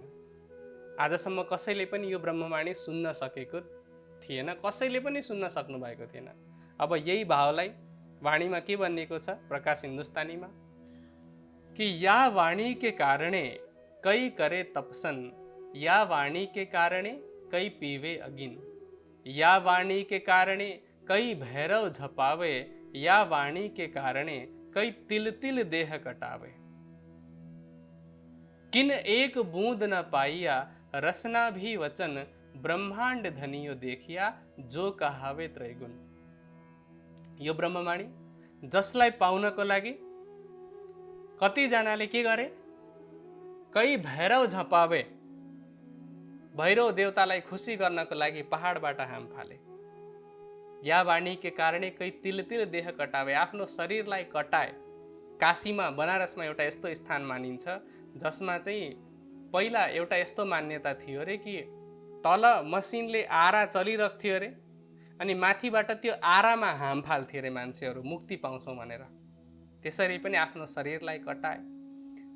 कोही हेम गले अग्नि जले, कसैले आफ्नो शरीरलाई बरफमा गलाइदिए हिमालयमा गएर तपस्या गरेर, अनि कसैले आफ्नो शरीरलाई आगोमा जलाए, पञ्चाग्नि तापको तप गरे। किन एक बूंद न पाइया रसना भी वचन, ब्रह्मांड धनियो देखिया जो कहावे त्रैगुण। यो संसारका जसलाई मालिक भनिन्छ, त्रैगुण ब्रह्मा विष्णु महेश भनिन्छ, उहाँहरूले पनि यो ब्रह्मवाणी प्राप्त गर्न सक्नु भएन, जुन ब्रह्मवाणीलाई चाहिँ राज्यले मेहर गरेर ब्रह्म सृष्टिहरूलाई प्रदान गर्नुभएको छ। अनि त्यही ब्रह्मवाणीको त्यहाँ गायन हुँदैछ। अनि सुन्ने आनन्द पनि कसले लिन्छ, ए बैठत ढिग आए के धरे सुनने को कान, हो त पहचान रूह की बढत जात ईमान। त्यो ब्रह्मवाणी सुनेर जसले ब्रह्मवाणीलाई ध्यान दिएर सुन्नुहुन्छ उहाँलाई आत्मिक स्वरूपको पहिचान हुन्छ अनि धाम धनीको स्वरूपप्रति दृढ ईमान आउँदछ। अनि यो ब्रह्मवाणी यस्तो हो जसले हाम्रो सुरतालाई ले बैठावत निजधाम परमधामतर्फ लिएर जान्छ अनि सबैको इच्छा पूरा हुन्छ। इन बानी से होत है नजर पड़े बीच बका। यो ब्रह्मवाणी यस्तो ब्रह्मवाणी हो जुन ज्ञानको अनुसरण गर्यौं भने हाम्रो सुरता, हाम्रो आत्मिक दृष्टि बका अर्थात् अखण्ड परमधामतर्फ पुग्दछ। ए रसना श्यामाजी की पिलावत रस रबका। यसलाई श्यामाजीको रसना भनेर भनिएको छ। किन भन्यो?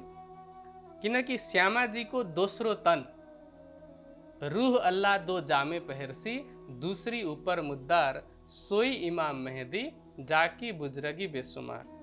श्यामाजीले दुई तन धारण गर्नुहुनेछ अनि जसमा दोस्रो तनलाई सम्पूर्ण शोभा प्राप्त हुनेछ भनेर भनिएको छ। अब दोस्रो तन श्री इन्द्रावतीजीको द्वारा यो ब्रह्मवाणी अवतरित भएको कारणले यसलाई श्यामाजीको रसना भनेर भनिन्छ। अनि यो ब्रह्मवाणी जसमा परमधामका ती लीलाहरूको जानकारी छ, ती लीलाहरूको वर्णन छ जसको बारेमा अक्षर ब्रह्मलाई पनि थाहा थिएन। अनि जब अक्षरलाई नि थाहा थिएन, जो अक्षर को सुध नहीं सो त्रिगुण पास क्यों होए, सो सब इन बानी में सुपने नजर पहुँची सोए। जुन लीलाको बारेमा अक्षरलाई पनि थाहा थिएन, हामीले भन्छौँ नि अक्षरातीत के मोहल में प्रेम इश्क बरतत, सो शुद्ध अक्षर को नहीं किनविद केली करत। अब त्यो लीला हामीले यो जाग्नीको ब्रह्माण्डमा वाणीको द्वारा थाहा पाइरहेका छौँ। हामीले केही दिन पहिला पनि यस प्रसङ्गमा चर्चा सुनेका थियौँ कि वाणीको अलिकति पनि ज्ञान भएको सुन्दर साथले सजिलैसँग परमधामका लीलाहरूको बारेमा वर्णन गर्न सक्छ। जस्तै अघि भर्खर हामीले रङप्रवाली मन्दिरको बारेमा सुन्यौँ। हामीले अहिलेसम्म देखेका त छैनौँ चितवनीको दृष्टिले, तर वाणीले हामी यति थाहा पाइरहेका छौँ कि परमधाममा रङ्गमहलको 5औं भोममा रङप्रवालीमा यस्तो प्रकारको लीला हुन्छ। पहिलो भोममा कसरी मूल मिलावामा कुन लीला भएको छ त्यहाँ बसेर हामी कसरी खेल हेरिरहेका छौँ। दोस्रो भोममा कसरी हामीले भुल भुलाउनीको लीला गर्ने गरेका छौँ। तेस्रो भोमको पडसालमा कस्तो प्रकारको लीला हुन्छ।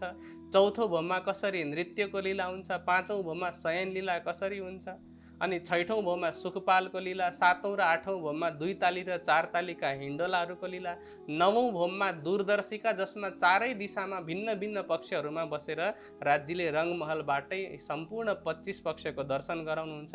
यी सारा लीलाहरूको वर्णन हामी यहाँ बसी बसी परिक्रमा ग्रन्थबाट जान्न सक्छौँ। यो ब्रह्मवाणीको महिमा हो।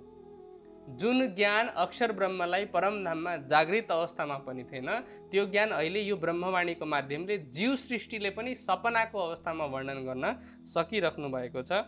यो ब्रह्मवाणीको महिमा हो। अनि के भन्नुहुन्छ, इन बानी के सुनते आप होत हयात। यो ब्रह्मवाणी सुनेर सुन्नेवाला अखण्ड मुक्तिको अधिकारी हुनेछन्। अनि देखे बैठ माया मिने ठहर बक्का हक जात। यो मायाको ब्रह्माण्डमा, कालमायाको संसारमा बसी बसी हामी आफ्नो आत्मिक दृष्टिको द्वारा ठहर बक्का हक जात परमधाम अनि आफ्नो परात्म देख्न सक्छौँ अनि राजश्यामाजी र सखीहरूको शोभालाई देख्न सक्छौँ। यो वाणीलाई सुनेर बहिष्ठका द्वारहरू खुल्नेछन्। यो वाणीमा विश्वास गर्ने हो भने अनि आप देखें औरो देखा वहीं पहुँचे नूर द्वार पार। जसले यो ब्रह्मवाणीलाई पूर्ण विश्वास गर्नुहुन्छ, यस्ता ब्रह्मसृष्टिहरूले आफू पनि परमधामलाई हेर्ने अनि अरूलाई पनि परमधाम देखाउने शोभा प्राप्त गर्नुहुन्छ यो ब्रह्मवाणीको द्वारा। यो वाणी ब्रह्मवाणीले गर्दा संसारका कुनै पनि धर्मग्रन्थहरूका सन्दर्भमा शक संशय रहने छैनन्। हामीले पहिला पनि धेरैपल्ट ब्रह्मवाणीको महिमा सुनेका छौँ कि कसरी संसारका सबै धर्मग्रन्थमा परमात्माको धाम, स्वरूप र लीलाको बारेमा वर्णन छ, तर तारतम वाणीको बिना ती रहस्यहरू खोल्न सकिँदैन। यो तारतम वाणीले हामीले कसरी ती सबै रहस्यहरू खोल्न सक्छौँ, यसको वर्णन जहाँसम्म मलाई याद छ हामीले पहिलो दिनको चर्चामा पनि सुनेका थियौँ कि ब्रह्मवाणीको अथवा हाम्रो जागृत बुद्धि र निज बुद्धिको ज्ञानको के महत्त्व छ। अनि जब ब्रह्मात्माहरू जागृत हुन्छन्, ब्रह्मात्माहरूबाट यो ब्रह्मवाणी तहाँ से ए संसार में पसरी 14 तबक बढ़ते बढ़ते बढ़ चली जाए त्रिगुण पहुँची हक। अब ब्रह्मात्माहरूद्वारा यो ब्रह्मवाणीको प्रचार हुँदै हुँदै त्रिदेव ब्रह्मा विष्णु महेशसम्म पनि यो ज्ञान पुग्नेछ। अब यो भविष्यमा योगमायामा हुने घटनाको वर्णन गर्दै हुनुहुन्छ। यही ब्रह्मवाणीको कृपाको द्वारा, यही ब्रह्मज्ञानको द्वारा, जागृत बुद्धि र निज बुद्धिको ज्ञानको द्वारा अक्षर ब्रह्मको निद्रा समाप्त हुनेछ अनि उनले स्वप्नको ब्रह्माण्डमा हुने सबै लीलाहरूलाई याद गरेर अखण्ड गर्नेछन्। याद करे बानिएको तब उठे आठों भिस्त, इन बानी की बरकतें धाम अंदर पाई किस्त। अब यो तारतम ज्ञानको प्रकाशले नै अक्षर ब्रह्मलाई पनि परमधामका सम्पूर्ण लीलाको जानकारी भएको छ। जब यो लीलाको आधारमा 7औं दिनमा अक्षर ब्रह्म जब जागृत हुनेछन्, त्यसपछि तारतम ज्ञानको द्वारा जस जसलाई परमधामको बोध भएको छ उनीहरूले योगमायाका बहिस्थहरूमा स्थान प्राप्त गर्नेछन्। यसरी ब्रह्मवाणीको महिमा बताउँदै भन्दै हुनुहुन्छ कि यो ब्रह्मवाणीमा कसरी हौजको सरको वर्णन छ, जमुनाजीको वर्णन छ, त्यहाँका नुरी पशुपंखीहरूको वर्णन छ, नुरी पशुपंखीहरूको प्रेममय लीलाको वर्णन छ, माणिक पहाड, 24 हाँसको महल, पुखराज पहाडको वर्णन छ, अनि रङमहललाई घेरेर चारैतर्फ आएका छोटी राङको, बडी राङको वर्णन छ, 8 सागरको वर्णन, 8 सागरका मध्यमा टापु महलको शोभाको वर्णन। यी सबै शोभाका वर्णन यो ब्रह्मवाणीमा छ। यही ब्रह्मवाणीमा राज्यको पहिचान दिएको छ, श्यामाजीको तथा ब्रह्मसृष्टिहरूको पहिचान दिएको छ अनि यही ब्रह्मवाणीमा परमधाममा हुने अनन्त लीलाहरूको पनि वर्णन गरिएको छ। यो ब्रह्मवाणीको कृपाले संसारका सबै आपत्तिहरू समाप्त हुनेछन्। सदा शैतान काँपत मिने पैठ न सके ताय। जुन सुन्दर साथले तारतम वाणीमा डुबुल्की लगाउनुहुन्छ, जुन सुन्दर साथले तारतम वाणीको चिन्तन गर्नुहुन्छ, ती सुन्दर साथबाट दज्जाल अथवा शैतान सधैँ डराउनेछ, सधैँ टाढा हुनेछ। किनकि शैतान दज्जाल अज्ञानताको स्वरूप, वाणी जागृत बुद्धि र निज बुद्धिको ज्ञानको स्वरूप। अब यसरी त्यो ब्रह्मवाणीको सुन्दर साथले गायन गर्दै हुनुहुन्छ। अब श्रीजी के गर्नुहुन्छ, कछु आँख मिली के ना मिली फेर सुनत है कान। कहिलेकाहीँ केही समयको लागि, केही क्षणको लागि श्रीजीका आँखाहरू बन्द हुन्छन् त्यो थकानको कारणले।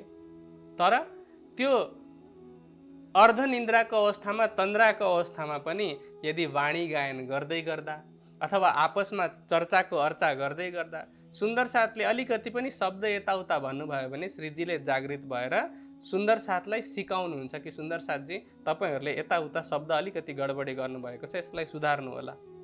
यसरी श्रीजीले सुन्दर साथलाई सम्झाउनुहुन्छ। त्यसपछि अब रात्रिको अन्तिम प्रहर पनि समाप्त हुन गइरहेको छ। जब बिहानको 4:30 बजेको समय हुन्छ, मुरलीधर सुन्दर साथ आउनुहुन्छ। उहाँ आएर अब स्वरूप पढ्नुहुन्छ, प्रातःकालको स्वरूप पढेर अब सबै सुन्दर साथहरू आफ्नो आफ्नो नित्य क्रियाको लागि, आफ्नो आफ्नो देह क्रियाको लागि उठ्नुहुन्छ। कोही त्यो बेलामा पनि अब किनकि राति ढिलो सुत्नु भएको छ, कोही निदाउनुहुन्छ, कोही नित्य क्रियाको लागि उठ्नुहुन्छ, कोही परमधामको वृत्त चर्चनी सुन्न चाहनुहुन्छ। अनि उठे लालदास कहने को पहले मङ्गला आरती के इत। अब लालदासजी चाहिँ मङ्गल आरती भन्दा पहिला परमधामको वृत्त सुनाउनको लागि उठ्नुहुन्छ। अब सुन्दर साथ मङ्गल आरतीको समयमा निष्ठाबन्ध रूपले आउनुहुन्छ अनि सबै मिलेर पहिला परमधामको वृत्त सुनेर त्यसपछि सबैजनाले मिलेर आरती गर्नुहुन्छ। यसरी त्यो आरतीको वर्णन गर्दै के भन्दै हुनुहुन्छ, सोबते सुनत विरत को बैठे आए के इत, सावचेत सब दिल दे होए बैठे जागृत। जो सुन्दर साथ पनि अहिलेसम्म सुतिराख्नु भएको थियो, उहाँहरू वृत्तको बारेमा सुन्ने बित्तिकै जागेर उठेर आएर सावधान भएर वृत्त सुन्न थाल्नुहुन्छ। परमधामको वृत्तको वर्णन सुनाउने जुन प्रक्रिया थियो सबभन्दा पहिला हंसाबाईको घरमा भएको थियो, त्यसपछि जयन्ती भाइजीको घरमा भयो, त्यसपछि लालदासजीले यो सेवा लिनुभयो। यसरी प्रतिदिन 10 वर्षसम्म परमधामको वृत्ति प्रतिदिन बिहान पनि वर्णन भएको छ, बेलुका पनि वर्णन भएको छ। यसरी वर्णन गर्दा गर्दा प्रत्येक सुन्दर साथको मन मस्तिष्कमा परमधामका सम्पूर्ण लीलाहरू बसिसकेका थिए। यसरी अब वृत्त भनिसकेपछि पीवत कहवा मगाए के, बिरत सुनत जात है कान, देख मेहर हक सुभान की, करावत है पहचान। अब श्रीजी त्यो समयमा बिहानै अब तातो पानीमा विभिन्न प्रकारका औषधि, अघि मैले काढाको वर्णन गरेँ, त्यस्तो काढा मगाएर पिउनुहुन्छ। अनि त्यो काढा पिउँदै पिउँदै सुन्दर साथले वर्णन गर्नुभएको वृत्त सुन्नुहुन्छ। के भन्नुहुन्छ, देख मेहर हक सुभान की, करावत पहचान भन्दै हुनुहुन्छ कि सुन्दर साथजी कसरी श्रीजी साहेबले परमधामको ज्ञानको द्वारा, वृत्तको द्वारा, वाणीको द्वारा आफ्नो स्वरूपको पहिचान गराउँदै हुनुहुन्छ, त्यसको वर्णन त्यसको शोभा हामी हेरौँ। अब त्यो वृत्तमा वर्णन के छ हामी सबै सुन्दर साथलाई लगभग थाहा भएकै कुरा हो। परमधामको वृत्तमा कसरी रङ्गमहलको शोभा छ, अघि भर्खरै पनि हामीले सुनेका छौँ कि रङ्गमहलको शोभादेखि लिएर मूल मिलावको भित्री शोभा, त्यहाँ कसरी 64 थम्बाहरू छन्, ती 64 थम्बाहरू कुन कुन हुन् हैन, कुन कुन दिशामा कुन कुन नङ्गका कुन कुन रङका थम्बहरू छन्, त्यसपछि कुन रङको दुलीचा त्यहाँ बिछाइएको छ, कस्तो रङको चन्द्रवा छ, मध्यमा सिंहासन कस्तो प्रकारको छ, कति प्रकारका त्यसमा पायहरू छन्, कति डन्डाहरू छन्, युगल स्वरूप कसरी विराजमान हुनुहुन्छ, अनि कस्तो प्रकारको त्यो नुरी सिंहासन रहेको छ, कञ्चनको सिंहासन, त्यसमा कसरी तकियाहरूको शोभा विराजमान हुन्छ, ती सारा लीलाहरूको वर्णन वृत्तमा गर्नुहुन्छ। अनि त्यसपछि प्रथम भोमको वर्णन गर्दै अघि मैले भने जस्तै दोस्रो भोममा के छ, तेस्रो भोममा के छ, नवमी भोम 10वीं आकाशीसम्मको वर्णन गर्दै फेरि 25 पक्षको सम्पूर्ण 25 पक्षको वर्णन गर्दै वृत्त समाप्त गर्नुहुन्छ। अनि के भन्नुहुन्छ कि कौन घाट आज जाएंगे, पूछ के पहुँचे तित, एक पहर विलास किया, दोए पहर विरत। परमधामकै लीलाको वर्णनमा भन्दै हुनुहुन्छ कि यहाँ आउनुभन्दा पहिला, जाग्नीको ब्रह्माण्डमा आउनुभन्दा पहिला हामीले राज्यलाई सोधेका थियौँ कि हामी कुन घाटमा जाने। तब राज्यले हामीलाई पाट घाटतर्फ लैजाने वर्णन गर्नुभएको थियो। फेर पौढे 5वीं, प्रात उठे इनठोर, तीसरी भोम पदारथ ए शोभाए जोर। वनबाट कसरी 5वीं भोममा गएर पौढावनी गर्छौँ, त्यहाँबाट बिहान तेस्रो भोमको पडसालमा आउँछौँ। आरोगे पौढे भोम तीसरी, खेले चौकमे साथ। तेस्रो भोममा आरोग्ने भोजनको लीला हुन्छ, दिउँसो विश्रामको पौढावनीको लीला हुन्छ। यो सारा वर्णन वृत्तमा गर्दै त्यसपछि तिजी भौमको पढसालकै वर्णनमा अक्षर ब्रह्मको लीलाको पनि वर्णन आउँछ कि कसरी अक्षर ब्रह्मको हृदयमा खेल हेर्ने इच्छा अथवा ब्रह्म सृष्टिहरूको लीला हेर्ने इच्छा उत्पन्न भयो। तिजी भौमबाटै नै ब्रह्म सृष्टिहरूले अक्षर ब्रह्मलाई हेरेर यो मायावी खेल हेर्ने इच्छा उत्पन्न भयो। त्यसपछि हामी कसरी ब्रजमा आयौँ, ब्रजमा 11 वर्ष 52 दिन लीला गरेर कसरी रासमा गयौँ, रासबाट राज्यको जोसको शक्ति अक्षर ब्रह्मको सुरतालाई लिएर कसरी अरबमा गयो, त्यहाँ 63 वर्ष रह्यो।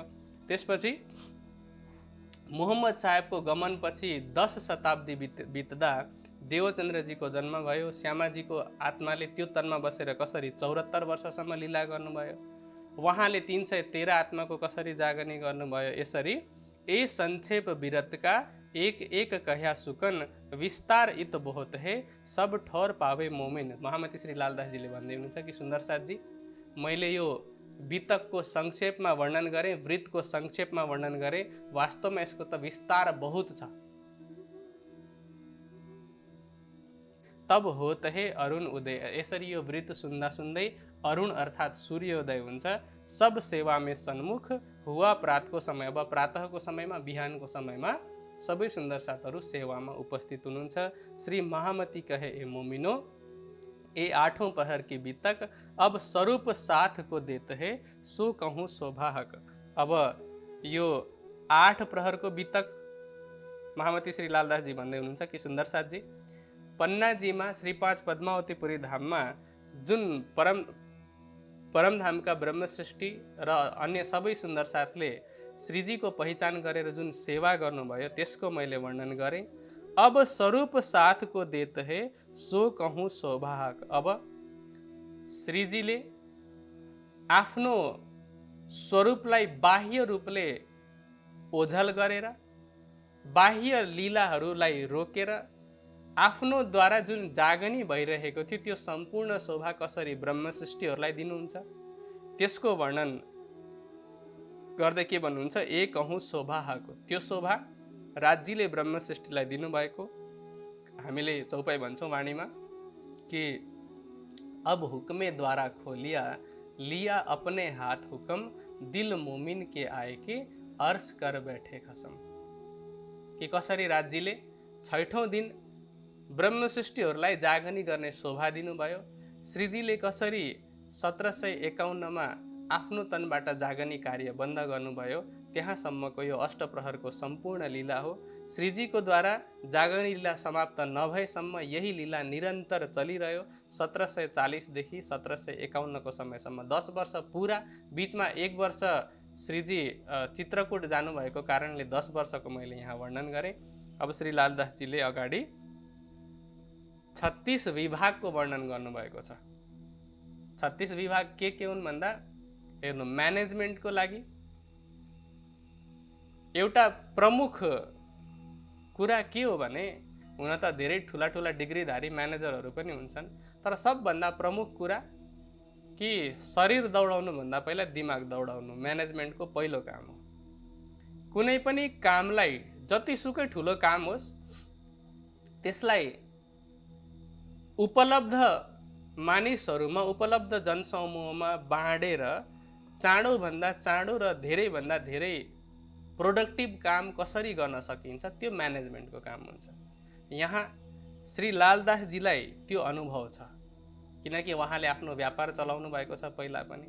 त्यसकारणले श्री लालदासजीले यसरी विभिन्न प्रकारका विभागहरू बाँड्नु भएको छ। अब भोलि हाम्रो अन्तिम दिन पनि हो, अनि अन्तिम दिनमा सायद जहाँसम्म मलाई लाग्छ कमसेकम धेरैमा धेरै 20 मिनटदेखि आधी घन्टाको पनि समय हुन्छ कि हुँदैन, होइन। त्यसकारणले हामी धेरै वर्णन नगरी यी 36 कारखानालाई म संक्षेपमा सबैको नाम नलि यति मात्रै भन्न चाहन्छु कि सबभन्दा पहिला यो जुन म्यानेजमेन्टको सेवा थियो विभाग अध्यक्षको, यो सेवा गरिबदासजीसँग थियो। उहाँले केही दिनसम्म गर्नुभयो, तर सुन्दर साथको सङ्ख्या जब बढ्दै गयो उहाँले भन्नुभयो श्रीजी साहेबलाई बारम्बार कि श्रीजी साहेब म यो सेवा गर्न सक्दिनँ, मबाट यो सेवा हुँदैन।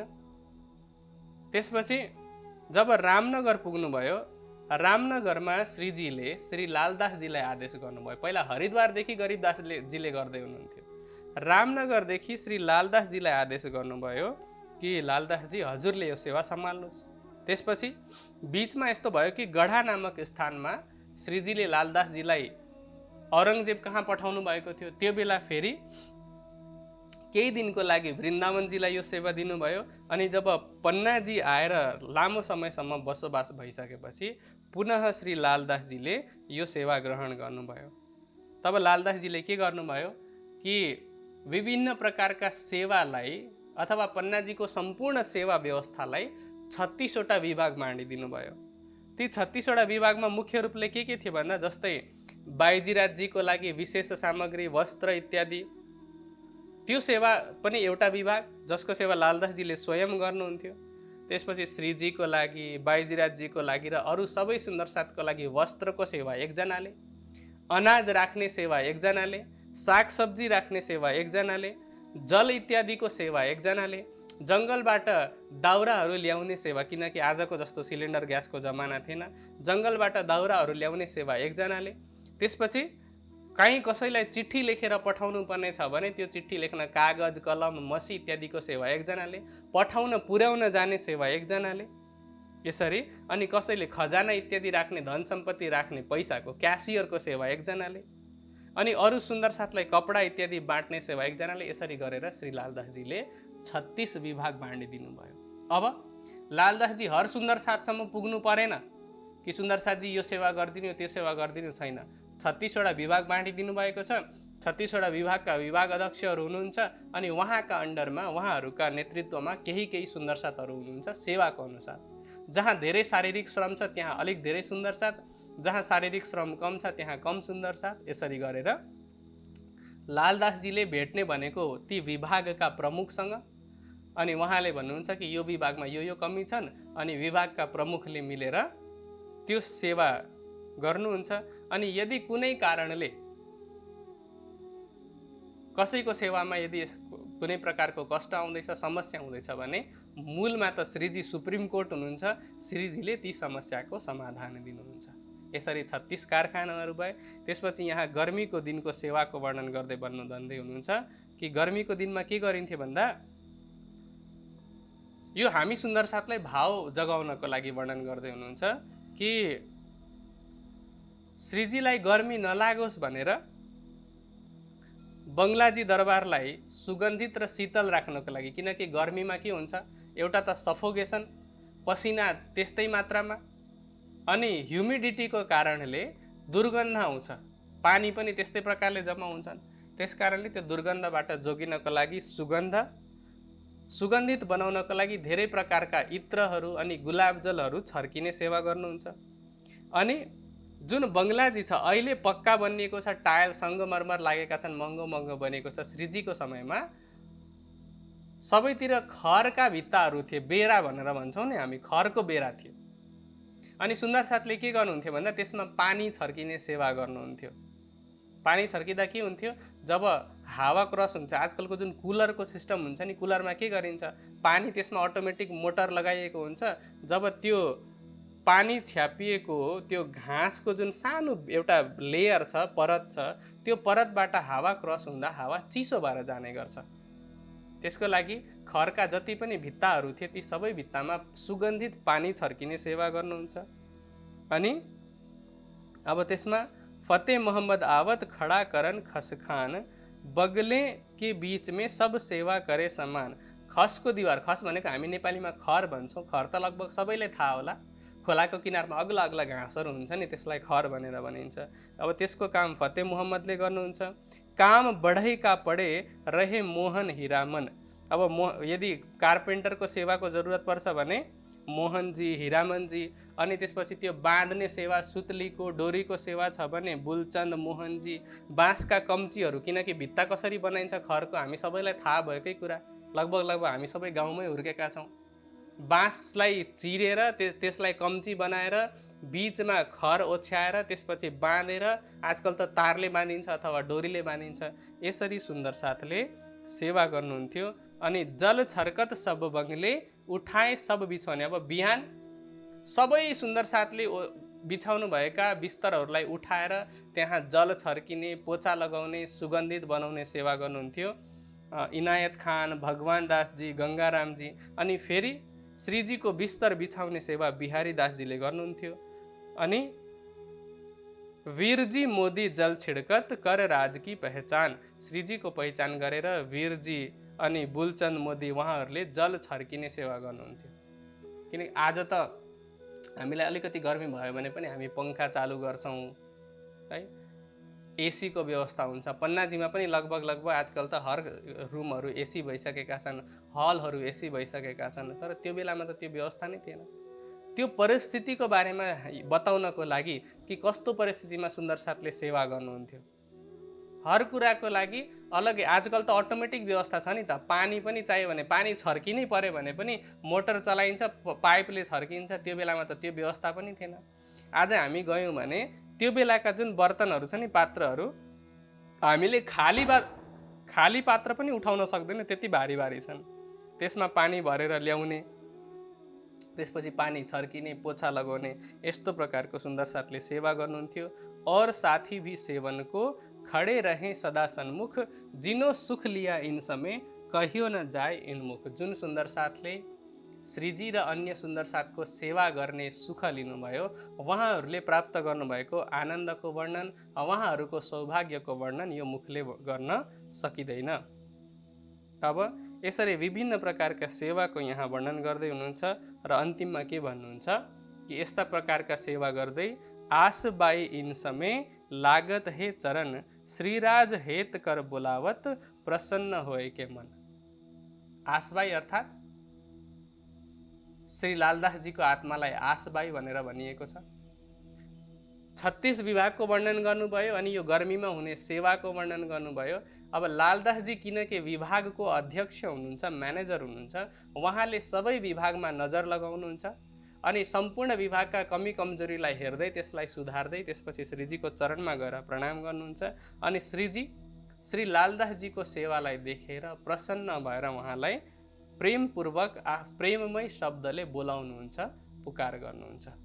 अब हामी भोलिको चर्चामा अन्तिम चौपाइलाई लिएर सेवाका महत्त्व सुनेर वितकको सारांश सुनेर वितकलाई समाप्त गर्नेछौँ। आजसम्मको लागि, किनकि भोलि समय के कस्तो मिल्छ कति मिल्छ थाहा छैन, अहिलेसम्मको वितकमा राज्यको मेयरले मैले जे जति बुझेको थिएँ सबै सुन्दर साथलाई त्यो जति छ सम्पूर्ण पस्किने प्रयास गरेँ। त्यसमा कति सुन्दर साथले बुझ्नुभयो होला, कति सुन्दर साथले बुझ्नु भएन होला, कतिलाई पुरानो परम्पराको खण्डनी हुँदा मन दुख्यो होला, चित्त दुख्यो होला। ती सबै सुन्दर साथहरूप्रति जसको मनमा पनि कुनै पनि प्रकारको यस्तो दुःखको भावना अथवा खिन्नताको भावना छ, यहाँ यस्तो हुनुपर्थ्यो भन्ने प्रकारको भावना छ भने, म कोही पनि सुन्दर साथ मेरो शब्दले आहत हुनुहुन्छ भने सबैलाई क्षमा माग्दै आज समय पुरा भइसकेको छ। अब हामी मिलेर चौपाई दोहोऱ्याउनेछौँ। आसबाई इन समय लागत हैं चरण, श्रीराज हेत कर बुलावत प्रसन्न होए के मन, प्रसन्न होए के मन। बोलो श्री प्राणनाथ प्यारे की, बोलो श्री सद्गुरु महाराज की जय।